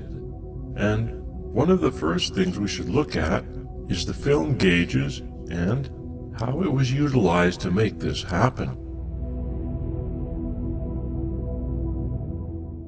Film gauges refer to the size of the film, 16mm, 35mm, 70mm, as well as others. 770 or IMAX, it depends if the film is sideways or vertical when it was used to capture. How do these film formats compare to each other? Basically, you use a large film like IMAX, then you can use a smaller to recapture it by using the optical printer and have plenty of resolution for the smaller format. I believe the Apollo footage, TV camera footage, was originally captured in 16mm and then optically printed of sorts with a TV camera. It was transferred to TV, video in other words, and here you can see the difference in resolution. Clear, plenty of resolution in the 16mm, and on set, this probably was rigged so that it was underground or transferred via wire. I know that the TV camera had fiber optics in it. It's very similar to an endoscope. The lens is on one end of the fiber optic, and the light moves through the fiber optic to whatever is receiving the light on the other end. For instance, film. And that allows it to travel distances, and that explains why we have this lens distortion on the side. In fact, more than just the lenses themselves. This was all captured on a set. Huge set, multiple sets. There was probably a set for every location where they went to. Possibly reused, rebuilt, but they were highly accurate, built on satellite imagery, captured for the Apollo program. Highly detailed, highly accurate imagery. How big were the sets? Well, they weren't as big as the entire location visible in the scenery, in the images and the footage. That would be absurd. Might as well just go to the moon, if you could. So, how big were they? Well, if you reduce things, was it everything you saw? Was it just the close mountains? That's still too big. Well, firstly, it had to be enclosed. Was it this small? No. I'm guessing around this big, 300-meter diameter or somewhere in that range. The background was a backdrop of sorts such are used in the movies, but a very sophisticated one. This was an enclosed environment with a backdrop. The backdrop was projected with highly accurate model imagery created that matched the set.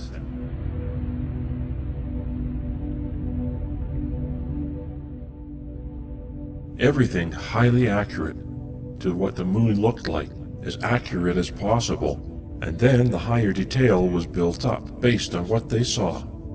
There were advanced satellites and landers sent to the moon, unmanned. They took pictures. They used that as reference.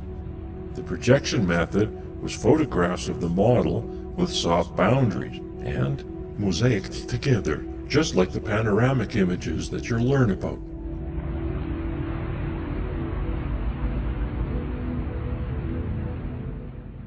Because of the nature of the moon, the grayscale, the boundaries are fairly easy to do. Here you can see mountains in Cinerama. It's very similar to Cinerama technology in the 1960s by Douglas Trumbull. And here you can barely see the boundaries. In the sky you can't see them at all. You can only see them because you know they are there, and when you use a little more of your imagination, you can improve them. At the bottom you can't see them here, at the top you can. Here you can see the size of this projection compared to the audience. This is a graph of the setup. there are 3 projectors. This is similar, but not necessarily, how it was accomplished on the moon set. But they had a camera on a model, turning around taking pictures around the location. And what a projection allowed them to do was to change the image in the backdrop as they needed. And these are huge projections, but that's not a difficult thing. As you can see, these are movie projections. The backdrops on the moon sets were still images. And here is a calibration for the 3 projectors. They were projected and used that to calibrate the placement of the images on the screen, and no doubt they did that for the backdrop. This is an example of the moon model, and you can see the lighting. You have multiple lights. There's the light like the sun, and there's a boundary, but it's barely noticeable on this very simplistic model, and this is not an uncommon thing. You can see this is Star Wars, and it had a backdrop for their Hoth scene, and that's because it was all white snow. It's not that hard to make that look real enough, especially if it's on the moon. No one's ever seen it before, and it's just grayscale images. This is a real Apollo set, built outside. There's a giant rig that holds up the lunar module. So they practice landing the thing. It's a cheat, because it's hanging on wires, and so it's not going to flip over. There's doubts the thing would actually work.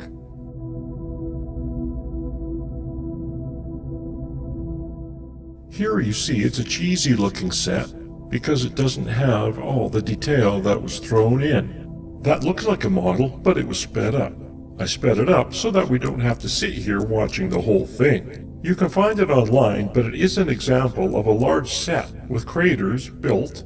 They did a much more sophisticated, reasonable implementation for the hoax, obviously, and sometimes I think that these kinds of footage too, they throw you off. Well, this is the best that we can do. It's the best you can do? Really? So here we have examples of maps of these locations of the landings. It's generated from satellite imagery and highly analyzed. Here you can see the scale is 500 meters. And you can see this kind of stripping. That's from the satellite passes, multi-passes, and we're probably not seeing the full resolution they had access to. Here is about the scale of the set that I'm saying, the size. You can see that undulations there. You have plenty. You can fake rocks and small craters if that's what you need to do, but who's going to know? Even today, they don't have satellite imagery that gets any more detail than that, unbelievably. At least we're not shown it. And here you can see the analyzation of the imagery, gridded. You can use that. Grids are great for reproduction, and smaller grids. Here is an extraordinary thing in Cinder Lake, Arizona. They used explosives to create craters based on the ejecta and so forth. This is an accurate reproduction, life size, of the moon's surface to a large degree. There's the actual satellite imagery on the right. This is the stripping that came from the satellite processes that were joined together and mosaicked. And on the left is the reproduction. And that's a huge reproduction, but not as big as the set I believe they created for doing the fake footage. But this is an extraordinary thing. It shows you the accuracy of the moon mapping and their ability to reproduce it. Here is a computer model based on the mapping. This is what Bell Labs created. They used it to plan out where they would go with the rover or the slopes, too steep and so forth. Why not use it to plan out vantage points for cameras and so forth? What you want to see and what you don't want to see, where it's going to be problematic, and to plan out the sets. Everything was in place. The full simulation program, full mapping program to create these highly accurate sets, and much better than anything that was actually used in the Apollo training program. And this is some supporting documentation for those Bell computer images.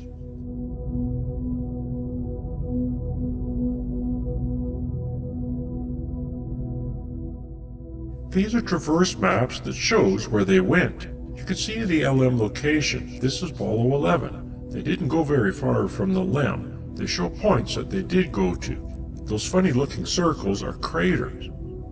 And you can see Apollo 14 here.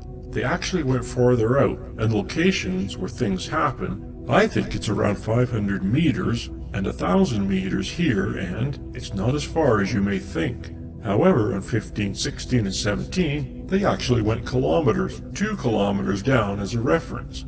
They drove pretty far, supposedly, and there's various locations. You can see EVA 1, EVA 2. That means which day they went out, because they went out on one EVA each day. Where certain stop points are, 2, 3, 4, 5, 6, and 7, where they had stopped and filmed with the rover, they had a set. So someone can do their due diligence and discover how many sets they probably created. This is my simulation, just mock-up again. Here we are at a landing location. This is a set reproduction, so to speak. In the foreground, actual sand, and in the background, it's a backdrop. And it's very similar to watching the footage you've already seen. And if you look more closely, you'll see later, they had multiple lights, but they're flagged off, meaning blocking their light shining on the camera, and they overlap softly. Because of the undulation surface, you'd never notice that there's multiple lights, and here I took away the backdrop so you can see, and this is the set without the backdrop. Very, very revealing. This is where they were.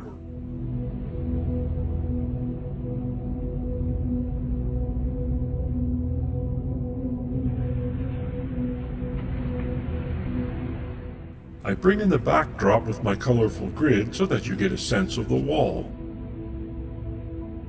And because of the nature of the moon's surface, you lose distance, perception, and so forth. So they got away with it, a lot of that. It helped them, in other words, because you can't tell how far away they are. No one really knows the makeup of the moon anyways, and none of the footage was used for reference. You can't use it because there's no reference as to exactly where you are, so any discrepancy can be sold off as, we don't know where the camera was. There was no GPS. They don't know exactly where it was. So there we are, on the moon's surface. The model is used to create the imagery in the background, and identical reproduction to that scale for the set, sand, and so forth. There's a hole in the wall if you need to put the light for back so no divergent shadow.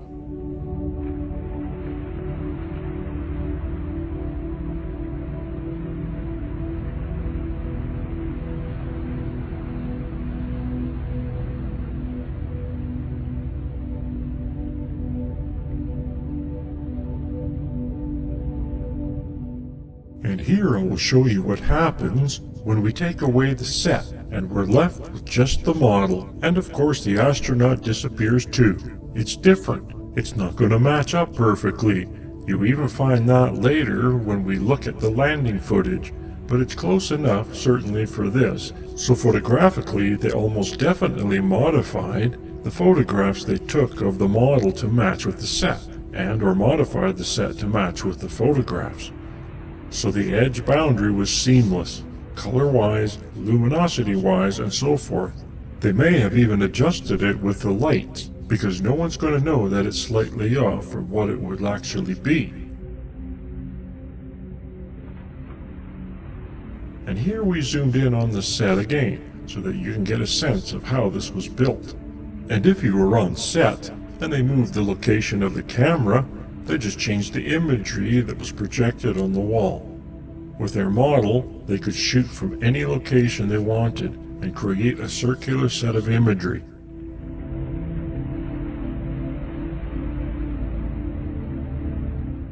This is where you can see the dust event. The dust was sticky. Dirt, the sand was sticky because it was jagged, instead of smooth like the earth sand, which is absurd to me. Sand is sand, jagged or not. It's not going to stick to a suit. The reason it is sticky is because they had a mixture amount of oil or water in it. It doesn't take much. I did my own test. Go buy a bag of sand. You need a little bit of cooking oil. Just mix in a few drops with a handful or even a bowl full of sand and see that it starts to become malleable, almost like clay. And you can find the proper mixture so that it doesn't dust, meaning you don't see particles fly up in the air when you kick it.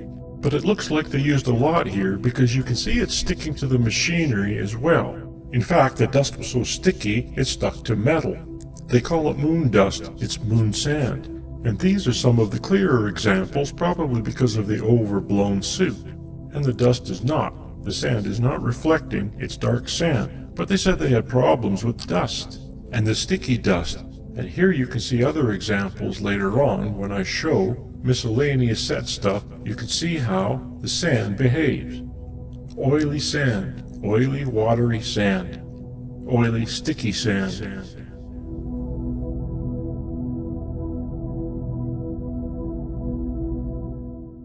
I mean, just look at that piece of equipment. It's absurd how much sand is stuck to it.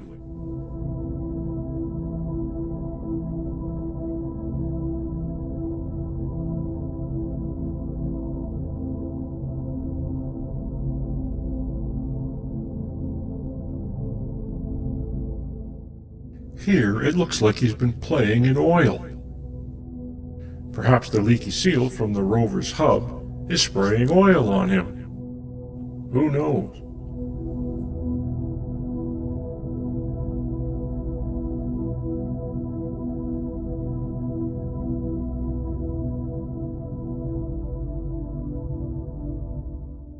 Here we have panoramic images generated by NASA from astronauts. They did what I call a panorama dance, where they did this odd little dance in a circle as they bent their knees and tilted the camera upwards, because it was the only way that they could change the vertical aiming of the camera, and they have quite a few panoramic images here. Here are some multiple ones from some sets and single ones from other sets, and so this is another tool for enterprising young people to more fully recreate the sets that were used. I'm separating them here. The top ones I won't be looking at, the bottom ones I will be looking at.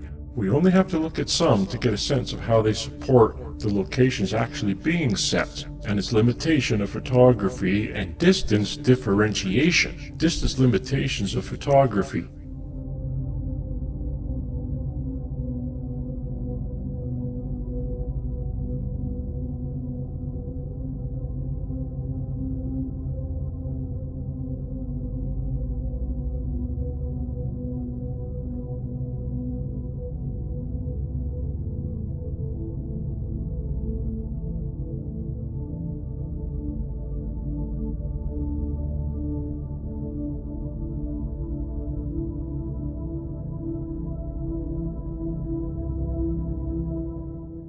These are the photographs that we'll be looking at.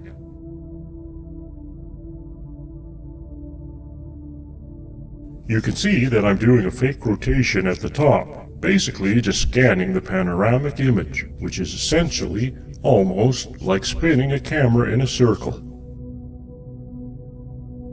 These are straight from NASA.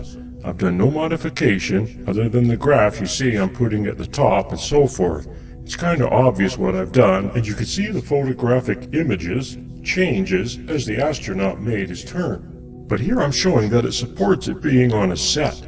There's nothing about these that say they could not be on a set. There's nothing about them that says they definitely were on a set. And that's the advantage of the photographic limitations. And the nature of the moon landscape is just gray. You know, it was light, shadow, undulating surface, and you can't tell. There's no trees to tell you which directions the shadows are going. If the lighting is changing, there's no atmosphere to show you the distance. It's a very, very simple set, which makes it very, very easy to simulate.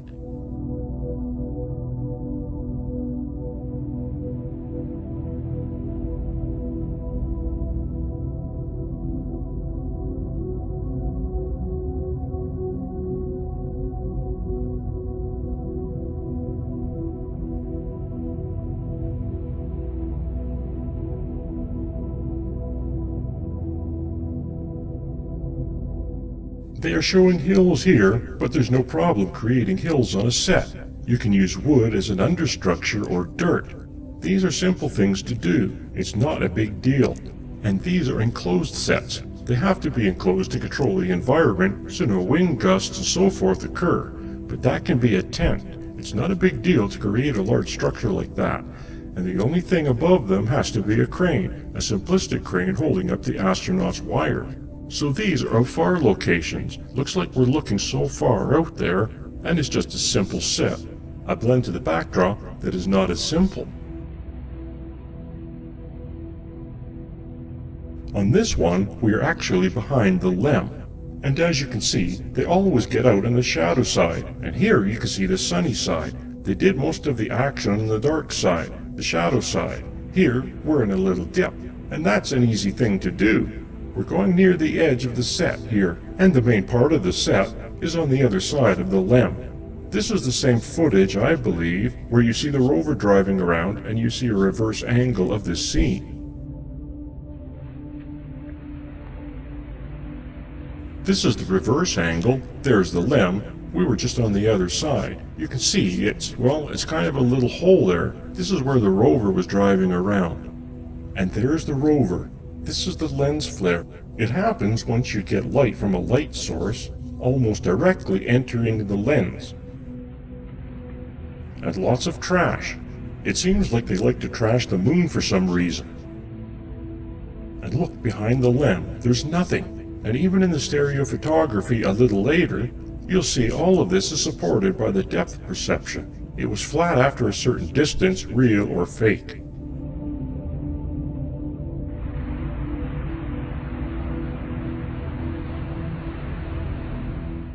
It looks like we're looking past a hill, and its distance back there is easily reproducible on a set with the projected backdrop with the technology they utilized. There's our dividing line. I'm not saying that these are exactly where the sets ended. I'm saying that they could be where the sets ended, and it would work.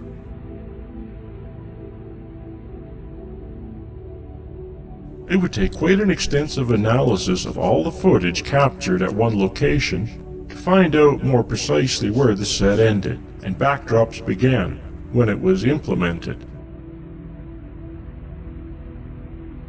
There's nothing more that I would love to see as if some enterprising set people or young person, i.e. Blue Earthing, would go through the trouble to properly analyze one set.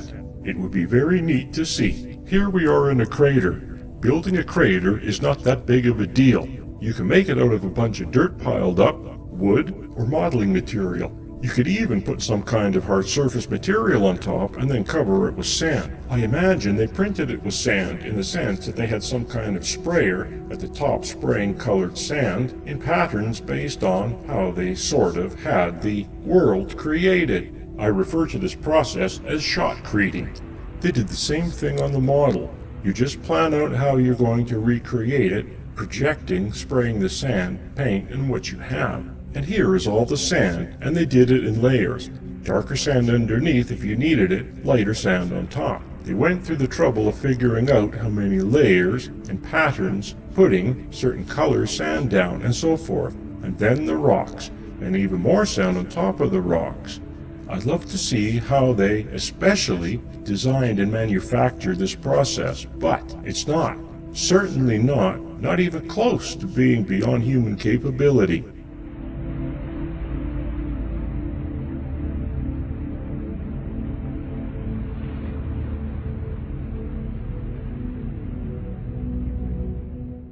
So here it looks like there's hills in the background. It's hard to see before, but now I have to remove the hills and pan over the right, and you can see the rover over there.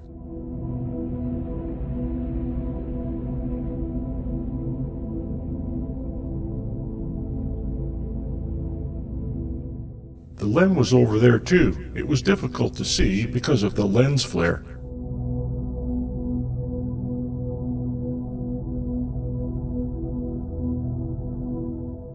So when it comes to the nature of this panorama, it looks like you're looking at a huge landscape. You're not. You're looking at a circle.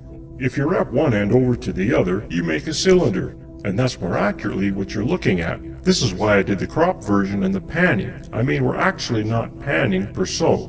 We're reproducing what the astronaut did, which he stood at one place and turned around, went in a circle, spun.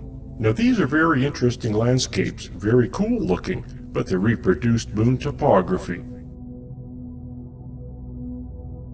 And the more specific details of every rock and so forth, perhaps they had highly detailed imagery.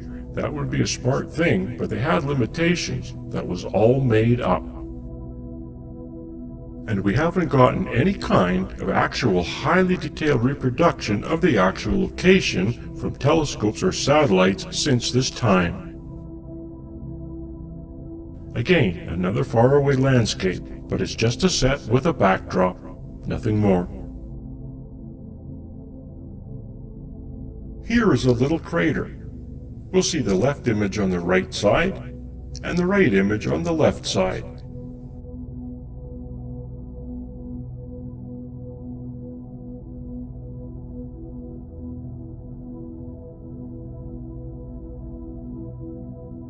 And now we get to the stereophotography. There are 3 ways of doing stereophotography. I have chosen the red-blue, but there are several ways of achieving this. For this example, you will need glasses with red and blue lenses to achieve divergence. Or try putting cardboard between the 2 images, so only the left eye sees the left image, and the right eye sees the right image. There is convergence where you can cross your eyes until the features match up, and using your brain, merge the 2 together. And the top left, I'll show you which ones you're currently doing. I'm showing you all 3. It's an opportunity. I suggest you pause as you want to see one, and look carefully at these with the yellow arrow. It shows you where the split line is, and you can definitely see, certainly some. These are panoramic images overlap. They're not ideal. I didn't modify them in any way except maybe to rotate and scale a little bit so they were closely matched, but it's good enough that you can see that there's a flat plane, and after a certain distance, and stereo. My understanding is stereo, after 30 feet, the human eyes, as 2 inches apart, cannot discern any kind of divergence, meaning details look like they're no longer stereo. If you move your head, of course that changes, but you're changing what we just established. If you're standing still and looking at a feature, and after 30 feet you're not going to see in stereo, no divergence, and that serves them well, because that ain't very far. The way the astronauts turned, it's possible there's more than 2 inches between the image, as far as where the camera was when it took the images. Perhaps it could go further, but it's not going to go 100 meters, not before it flattens out.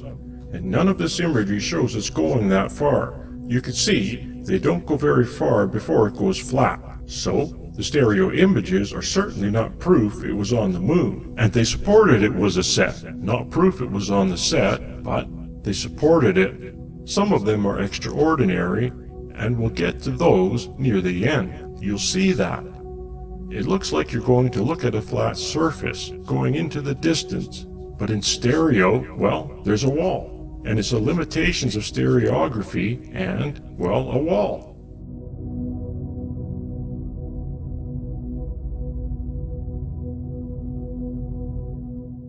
And the split is not necessarily where you think it would be. You can look and see, and look at the stereo and see where the split is. I added the names of the source photos at the bottom so that you can look on the NASA website at your own convenience. You can also use the cross-eyed method to bring these photos into a 3D view. Here's the rover. Just look at how close it is to us. It doesn't go very far in front of the camera.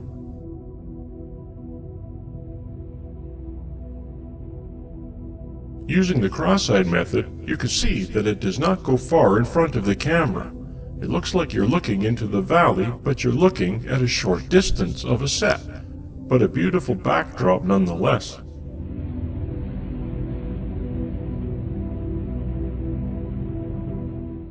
Here we are looking down a hill, but we don't go very far before we lose our stereo.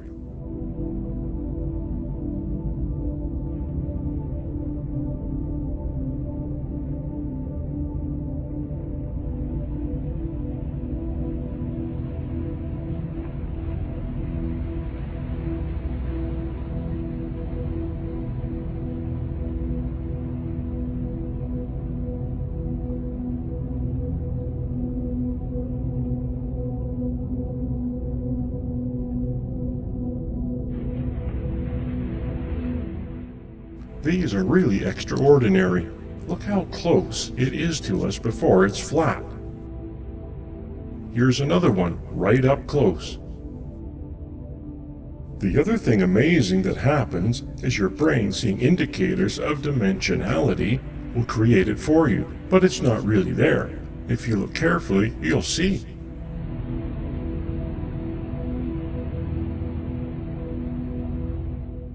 This photographing was not designed for stereo. It was designed for panorama. So they almost did very little stereo photography. They did detail images on the ground. So this is using information photography in an unintended way, and we are doing our best to extract information from it.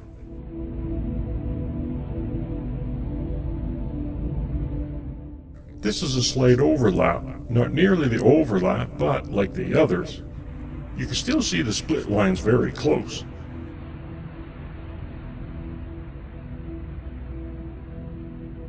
This one could have been a model, and it's a zoom in of a background. There's no stereo here that I can tell. If there is, there shouldn't be. Zooming doesn't change stereo.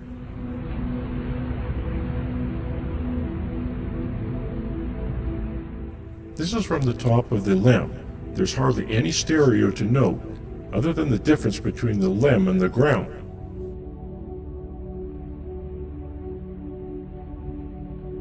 This is an example taken from two different locations, so you can kind of extract some stereo. It looks like it's dimensional in the background, and that shows it's two different angles in the background. And that's quite possible, but that was done by changing the image that was projected on the background, shot from a model. The model was three-dimensional. You change the image based on where the astronauts are on the set, and you get an accurate image of that. So here we get to some fancy visual effects that has to do with models and technology and rigging and virtual reality, simulators and so forth. And I think that some visual effects breakthroughs were accomplished or created here and credited elsewhere. The lunar rover appeared to move quite a distance across the moon's surface.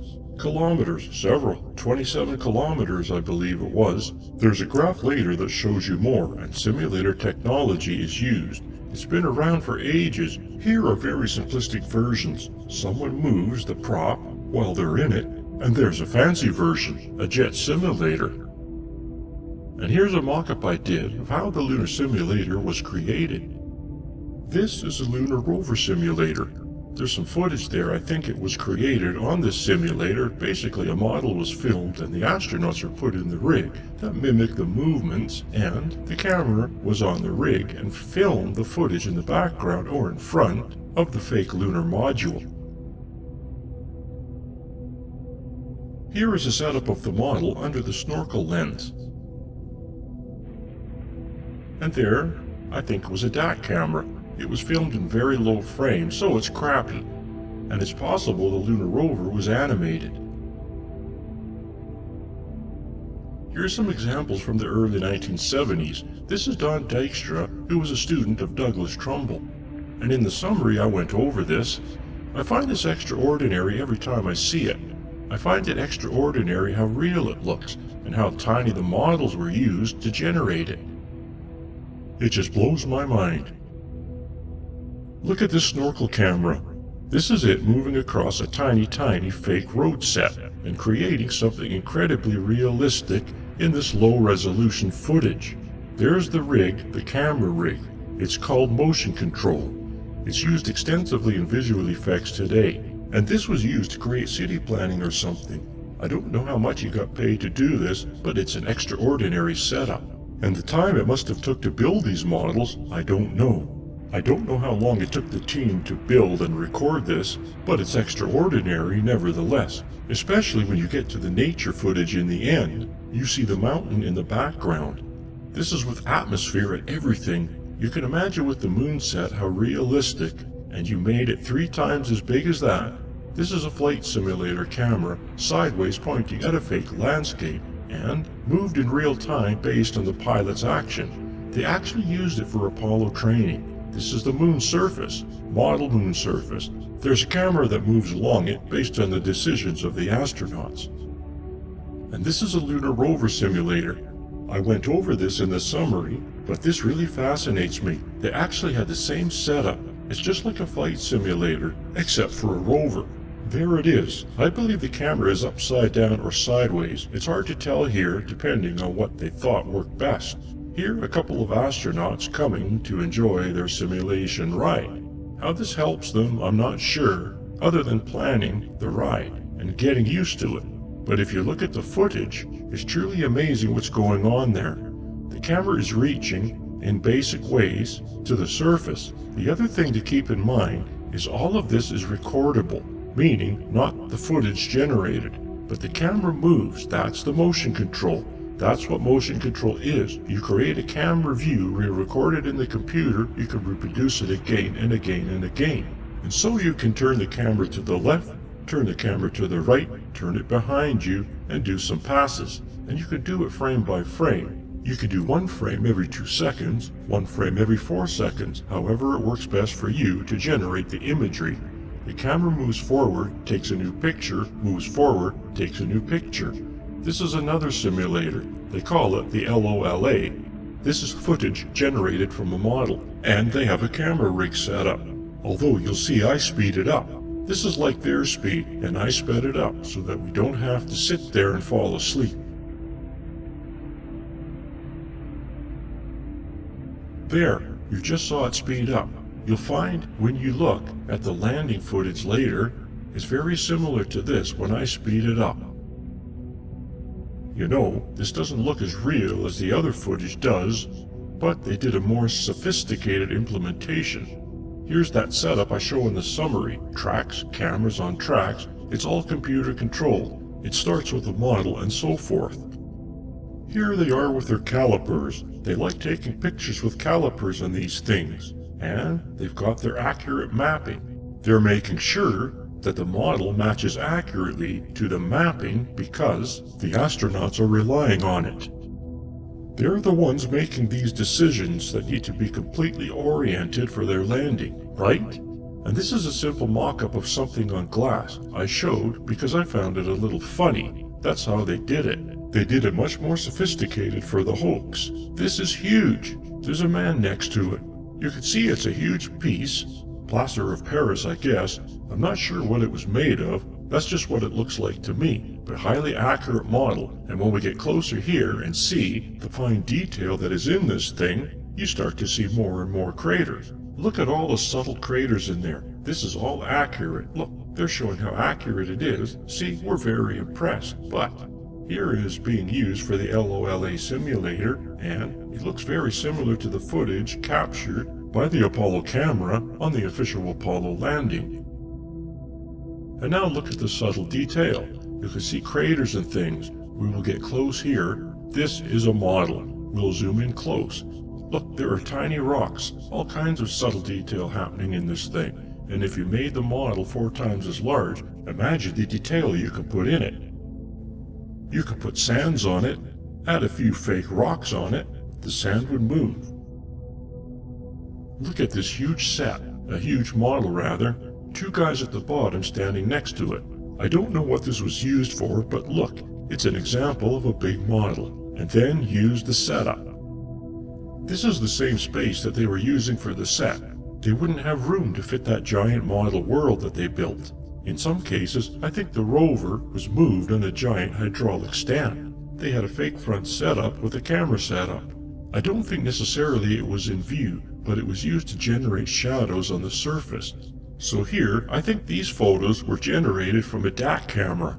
You can see in the middle one, there's a shadow of the antenna and camera. Sometimes it's because the shadows, some because they're on a set. But I believe they had a rig to generate shadows, so that when they projected it on a screen in front of the simulator, it had a shadow to make you think they're really there. Here's another example you can see, but it's rare, right? All of these images, but they only have one shadow, so it's quite possible they take one frame at a time. It's just got a shadow in it. Fiber optics are used in the cameras. Possibly they had endoscopic kind of setup with the camera, and instead of doing this, like they did in Star Wars, you have these guys coming and going and animating. The camera animated. In fact, you'll hear Douglas Trumbull a bit describe how they did it on Back to the Future ride. I had no idea that they could do that, and no doubt he implemented something like that in the Apollo simulation, whatever they call the hoax. So instead of guys doing this, they had cameras. And maybe they had something in their bag of tricks. Move the antenna so that it projected the proper shadow. Here I am showing an example. This is footage generated by filming of the models.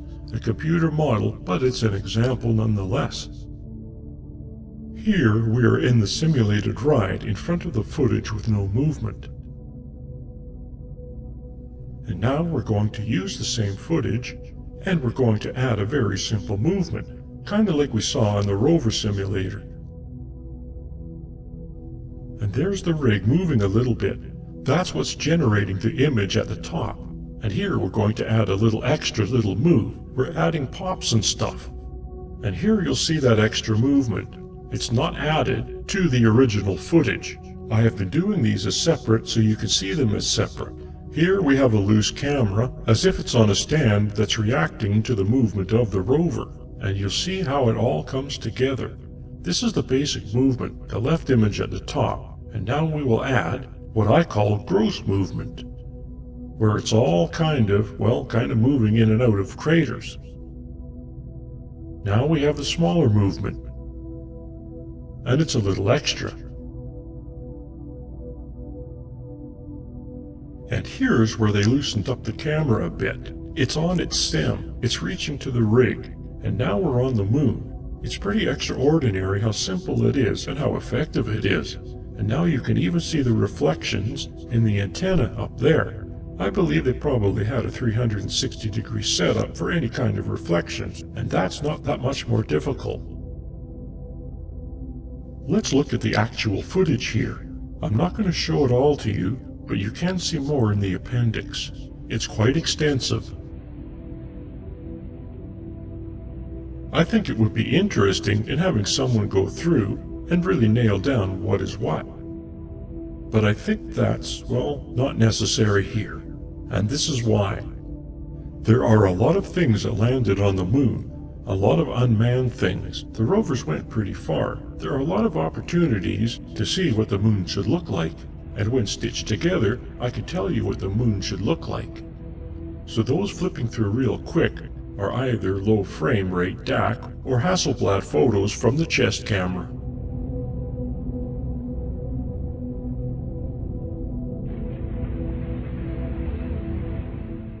So here, I stabilize these. It's amazing how unbearable it is to watch the actual footage. It'll drive you insane it's shaking so much. I minimized the shaking a lot here. It had to be done by hand because the tracker doesn't like tracking this crap. But you can see it looks very similar to what I just showed you in regards to the virtual set of the simulator ride.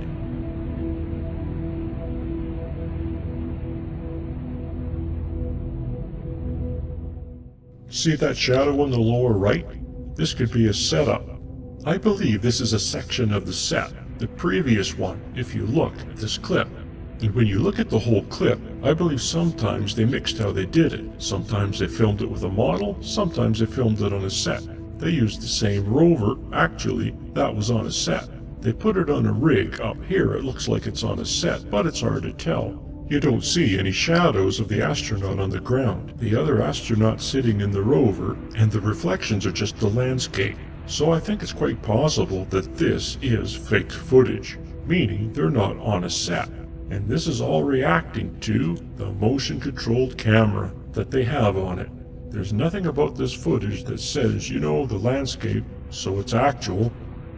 There's no detail in here, so you can't see the detail, it's all limited. The other thing about this footage is that it is transferred to HD. Thank you very much. It should be transferred into log, to digital format, so that we can analyze it for ourselves. Perhaps somebody else could get that to happen. And there's a shadow on the ground. Either that was on a set, quite possible. They're kind of going in circles or actually done on a model.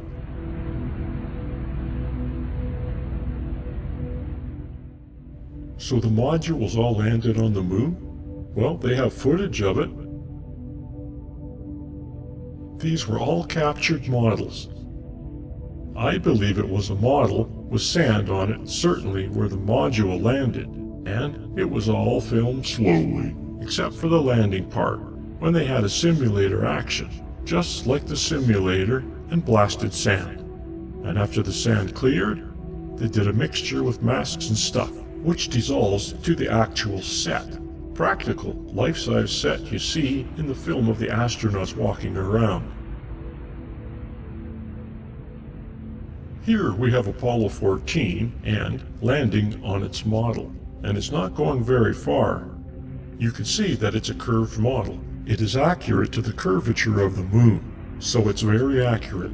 It's very similar to the model we just looked at for the LRV. All the craters, same thing, highly accurate. Here's something interesting though. You can see some striation lines. I put some lines on to show you, well, the angle, and they look just like the mosaic lines, satellites flying over, around and around, catching images, and they put them together. And here you can see the striation lines. It's hard to avoid when that's your only reference when you build the model. Look here, it's very clear. Increase the contrast to make it a little more clear, but there they are. Striation lines are what they are. These are the mosaic images, and here we are coming in for a landing. It's all sped up compared to the real landing. It's in real time. And you can see the sand now. Fortunately, in 14, the sand did not obliterate the view so clearly, so they didn't have an opportunity to do a good blend. And the giveaway. The give is the crater shadows. They change, as well as the shapes of the surface a bit. The crater shadows is more obvious here. Now we're analyzing that. The camera is supposedly located in the filming through the triangular windows. I believe it's the one on the left of the door, in this view from the outside, and it's coming in upside down kind of. It's all odd, so I had to turn the image so that you can see, well, the reference. The frame. The framing is the reference. And here we're coming in. You can see the actual sand blasting, but you can always see the craters. The thing is, the two right in the middle there, you can see just above the middle, and the shadows have changed. Here they are, the shadows, so you can keep an eye on them. And see the two shadows there? It's pretty dark, and here the shadows are shallow. It's not so clear to the uninitiated eye, but for me, it is fairly obvious. Those are deep shadows, very dark, very clear. It's not just an illusion. And here it's just got a little shadow, and zoom in to make it a little more obvious. Now that's very detailed. Now I'll demonstrate how this was done. So here are the craters. We have the two examples of what appears not to be an illusion. Slight sun angle changes, right? In one, the shadows are really low in the crater, and the other, the shadows are higher in the crater. In fact, you see it all in the craters there, but not in the top one. You really don't see it because they change that quickly. It's just a soft mat. It's just, I'm sure, covered with dust to hide it. So I go back and forth. You can see them all. The surface shifts a little bit because it doesn't match up. It's very difficult to have a scale model, which is smaller, one life size to match up. That's quite a feat, but it does accomplish the effect, right? Just look at all the other footage for evidence of that. Every other one, the other 5, the sand completely obliterates the view. And then when it clears, we're on the set. Maybe they claim this is gas distortion, rocket blast, but it doesn't quite work with me. There's a lot of distortions taking place which we'll review. If we look below over there, we can see how this was done. They had 2 different setups, all on computer, 2 different setups going on, model setup. The lighting is quite different the way they had it set up. And when the scene shifts, they're using the same model, the same setup, and shifted a little bit, so here's the difference. You can see the shadows are different, the gray area I shifted a little, just subtle, and how I blurred the model. Obscured by dust, right? this is a little more accurate to the differences. Now here the moon is blasted by dust, right? Fake sand, of course, on top of it, and used it as a mat. So they did all this by hand for the most part, but now I use it as a mat. You'll see the fluctuation. It's used to disguise the distortion taking place, and simply because they are spraying sand out of a nozzle at the bottom. Had this been real, the sand would still be lingering about. This is not what we are seeing here.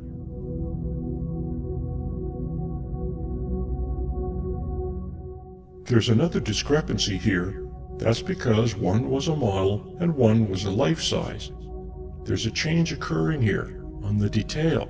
I'm not quite sure what it is, as it fades in and then fades out again. But there is no reason for this thing to be changing like this. It's changing shape. I think Douglas Trumbull is likely the mastermind behind this. He was the 2001 Space Odyssey visual effects mastermind, and he had a lot of experience in this, simulating the moon and space stuff. His first job was with graphic films and working for Apollo generating PR stuff for Apollo. To the Moon and Beyond is something he generated with Cinerama, and it was used as the technology backdrop.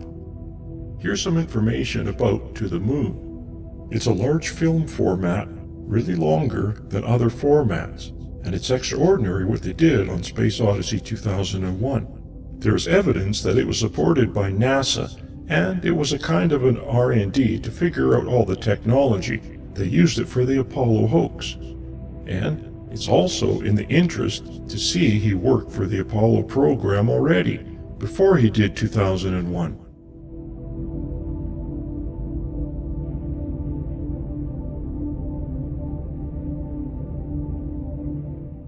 Again, it was a large format with the use of a fisheye lens and immersive cinema. That is, immersive cinema before the Apollo program. So he was already interested in it. It's quite extraordinary how his career parallels the ability to do all of the special effects needed to pull off this hoax.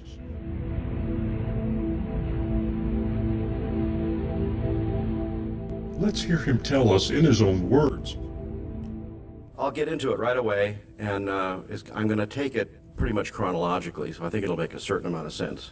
When I was just out of high school, I was going to be an architect, I thought, and I started taking courses in illustration and painting and mechanical drawing and engineering drawing and things like that. I became very fascinated with kind of science fiction illustration, and it was all multiplane photography, fisheye lenses projected into a dome theater, and photographed with fisheye lenses and wide-angle lenses projected with fisheye lenses into a kind of a planetarium dome theater. And the show was called To the Moon and Beyond. And Stanley Kubrick and Arthur Clarke saw this show, which I had done all the illustrations for, which were part of the multiplane photography. And Graphic Films got a job to start doing some preliminary early design work for 2001: A Space Odyssey, which at the time was called Journey Beyond the Stars in a very early draft. This is one of my early pencil sketches for a kind of a lunar base. You can see some similarity here to, the horizon on the moon, the Earth in the distance, various kinds of lunar modules and stuff like that. An idea for a pod, which became like a pod in 2001. But I wanted to digress a little bit. So 2001, you have a little storyboard drawing. A lot of the storyboard drawings we work with were very simple, sketches almost, but you see shots in the movie, and then you see the moon bus, and that was one of my first tasks on 2001 as a young man. I was probably maybe 24, starting to detail these miniatures and trying to make them look photorealistic, even though they were just fiberglass models with not much detail. And we started figuring out how to put detail and painting, and actually, since I was an illustrator, I was actually painting with my airbrush right on the model to create different panels of texture and brightness and reflection, and trying to make it look as big as we possibly could. And then I got involved in shooting some of these miniatures. Kubrick really got to like me and what I was able to do, and so I got into designing some of these shots like this, where each of these was a 1,000-watt light bulb out of a slide projector, and This was the painting back here, and this is the moon bus that's going to land, and it's mounted on this rod back here. It's kind of tilting up and down, has nitrogen coming through the nozzles of the supposedly jet engines or rocket engines to stir up all this dust. And we had to mount it on glass in order to superimpose one thing against another. So you get shots like this, shots like this. You can see all this little detail and stuff that I got involved in creating little, streaks of grease and who knows what to try to make it look real. This is working on the big stage, one of the big stages at MGM. That's the space station set over here and the moon bus set over here. This is the moon bus set being built. Several shots of that. I designed a lot of these moon terrains. I had a lot of arguments, discussions with Stanley about what we thought the moon was going to look like, because nobody knew. There hadn't been any satellites or anything that really had looked at the moon's surface in any detail. And so this was kind of a Chesley Bonestell, rocky, craggy terrain kind of thing that he wanted. And I was actually going in another direction, which did not make the cut. And here's me working on my moon terrain, which I thought was, in fact, in retrospect, very much like what the moon is like. It's very rounded, very soft, very eroded by micrometeorite impacts, and not craggy at all. These are some early designs for the Jupiter sequence. The Discovery spacecraft went through a zillion different iterations. The Stargate was going to be a slot inside one of Jupiter's moons that they go into. This was actually a very early hypothetical rendering of what the pod might look like at a very early stage. This slot in one of Jupiter's moons was going to be another little universe down there that didn't belong in our universe, and they had to go down there. And these are like two pods looking down here. They're going to send little probes down. There's a whole bunch of things that were designed, written, experimented with, drawn, discussed, and deleted.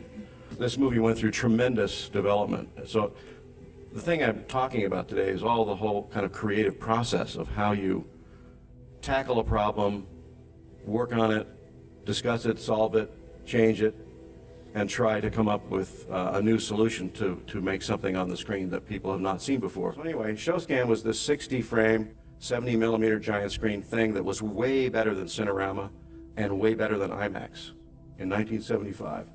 The simulation ride was this whole idea of hydraulic motion base and a capsule with people inside, which I'll show you later, became the Back to the Future ride for me, which was a lot of fun.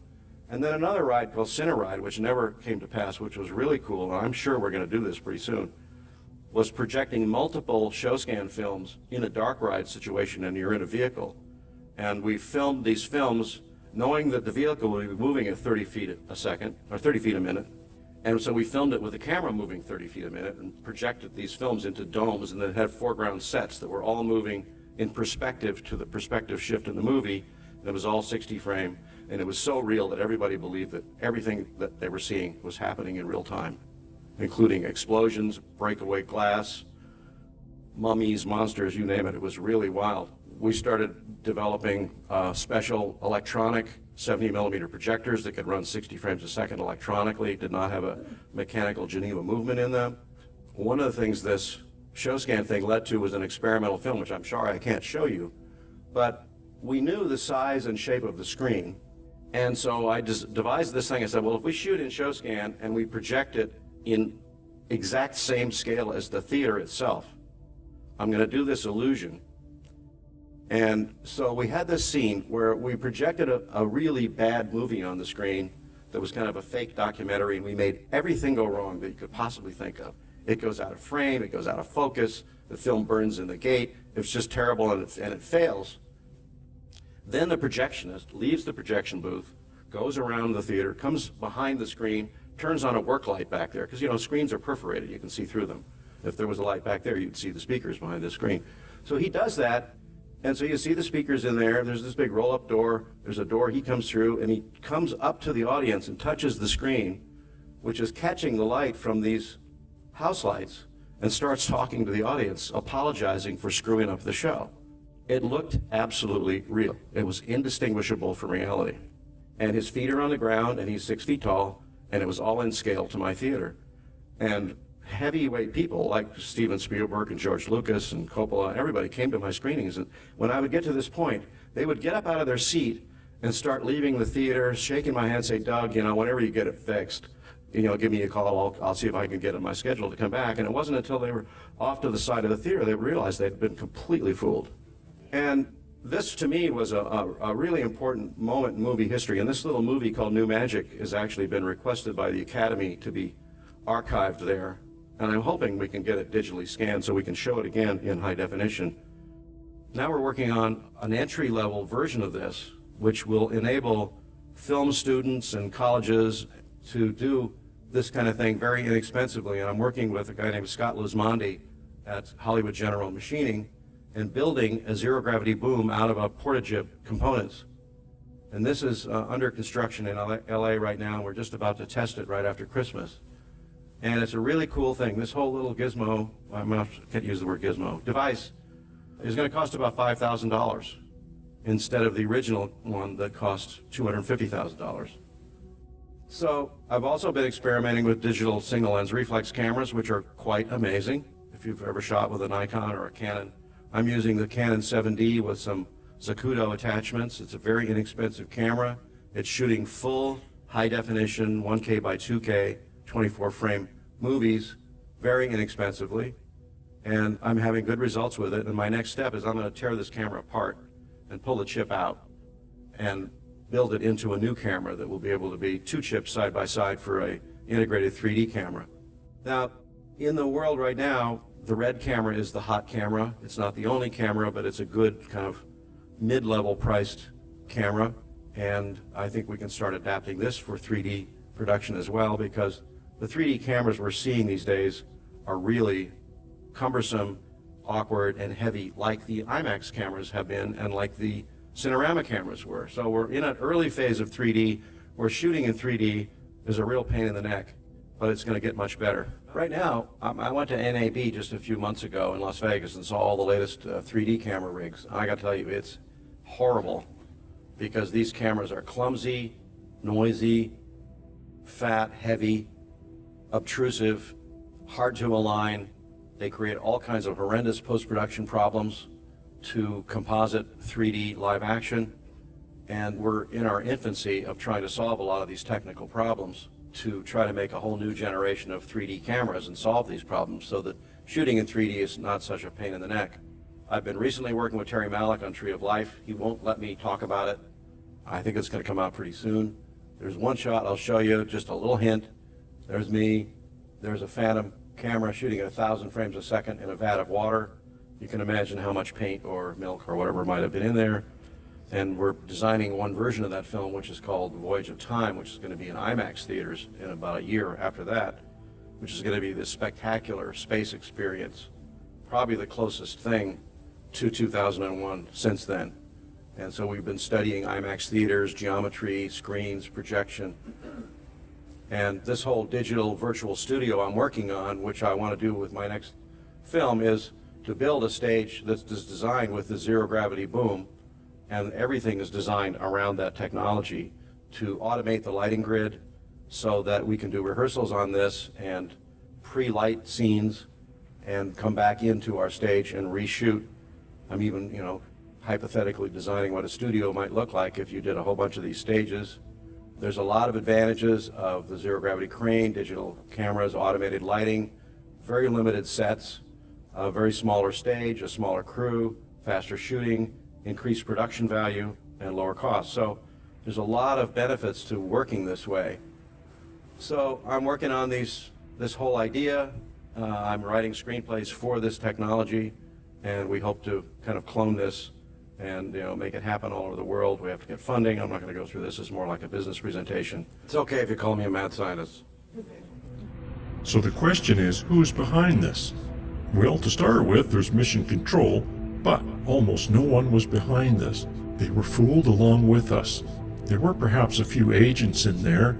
The only people talking to the people on the moon were the astronauts themselves. They were the ones that did all of the talking to the supposed astronauts on the moon. And that's not a real moon, by the way. And I believe that they were in the suits in the footage that we see, and they've been lying to us ever since. And not everyone in this picture landed on the moon, but I believe they were all involved one way or another, and someone could investigate that further. But in Mission Control, there were astronauts there, And they were the only ones that were allowed to talk to the astronauts. This is a camera controller. He is involved too, because obviously he's not the one controlling the camera. I suspect that he was possibly or probably involved in the fake footage camera movement. Why not? So, what is NASA? Is NASA real? I believe it is actually an Intel operation with a fake front. Intel likes to do this. You can say it was infiltrated, but I believe it was designed to be fake. In fact, all of them are. The entire space program is a front. Such companies say, yes, we're here for humanity, and yes, we put people in space, but no, we're putting spy satellites over the planet, trying to control the planet. It's an age-old technique of owning the sky. Yes, we try to communicate with the heavens, but we are in communication with the gods. Apollo is supposedly the god of light. NASA is not.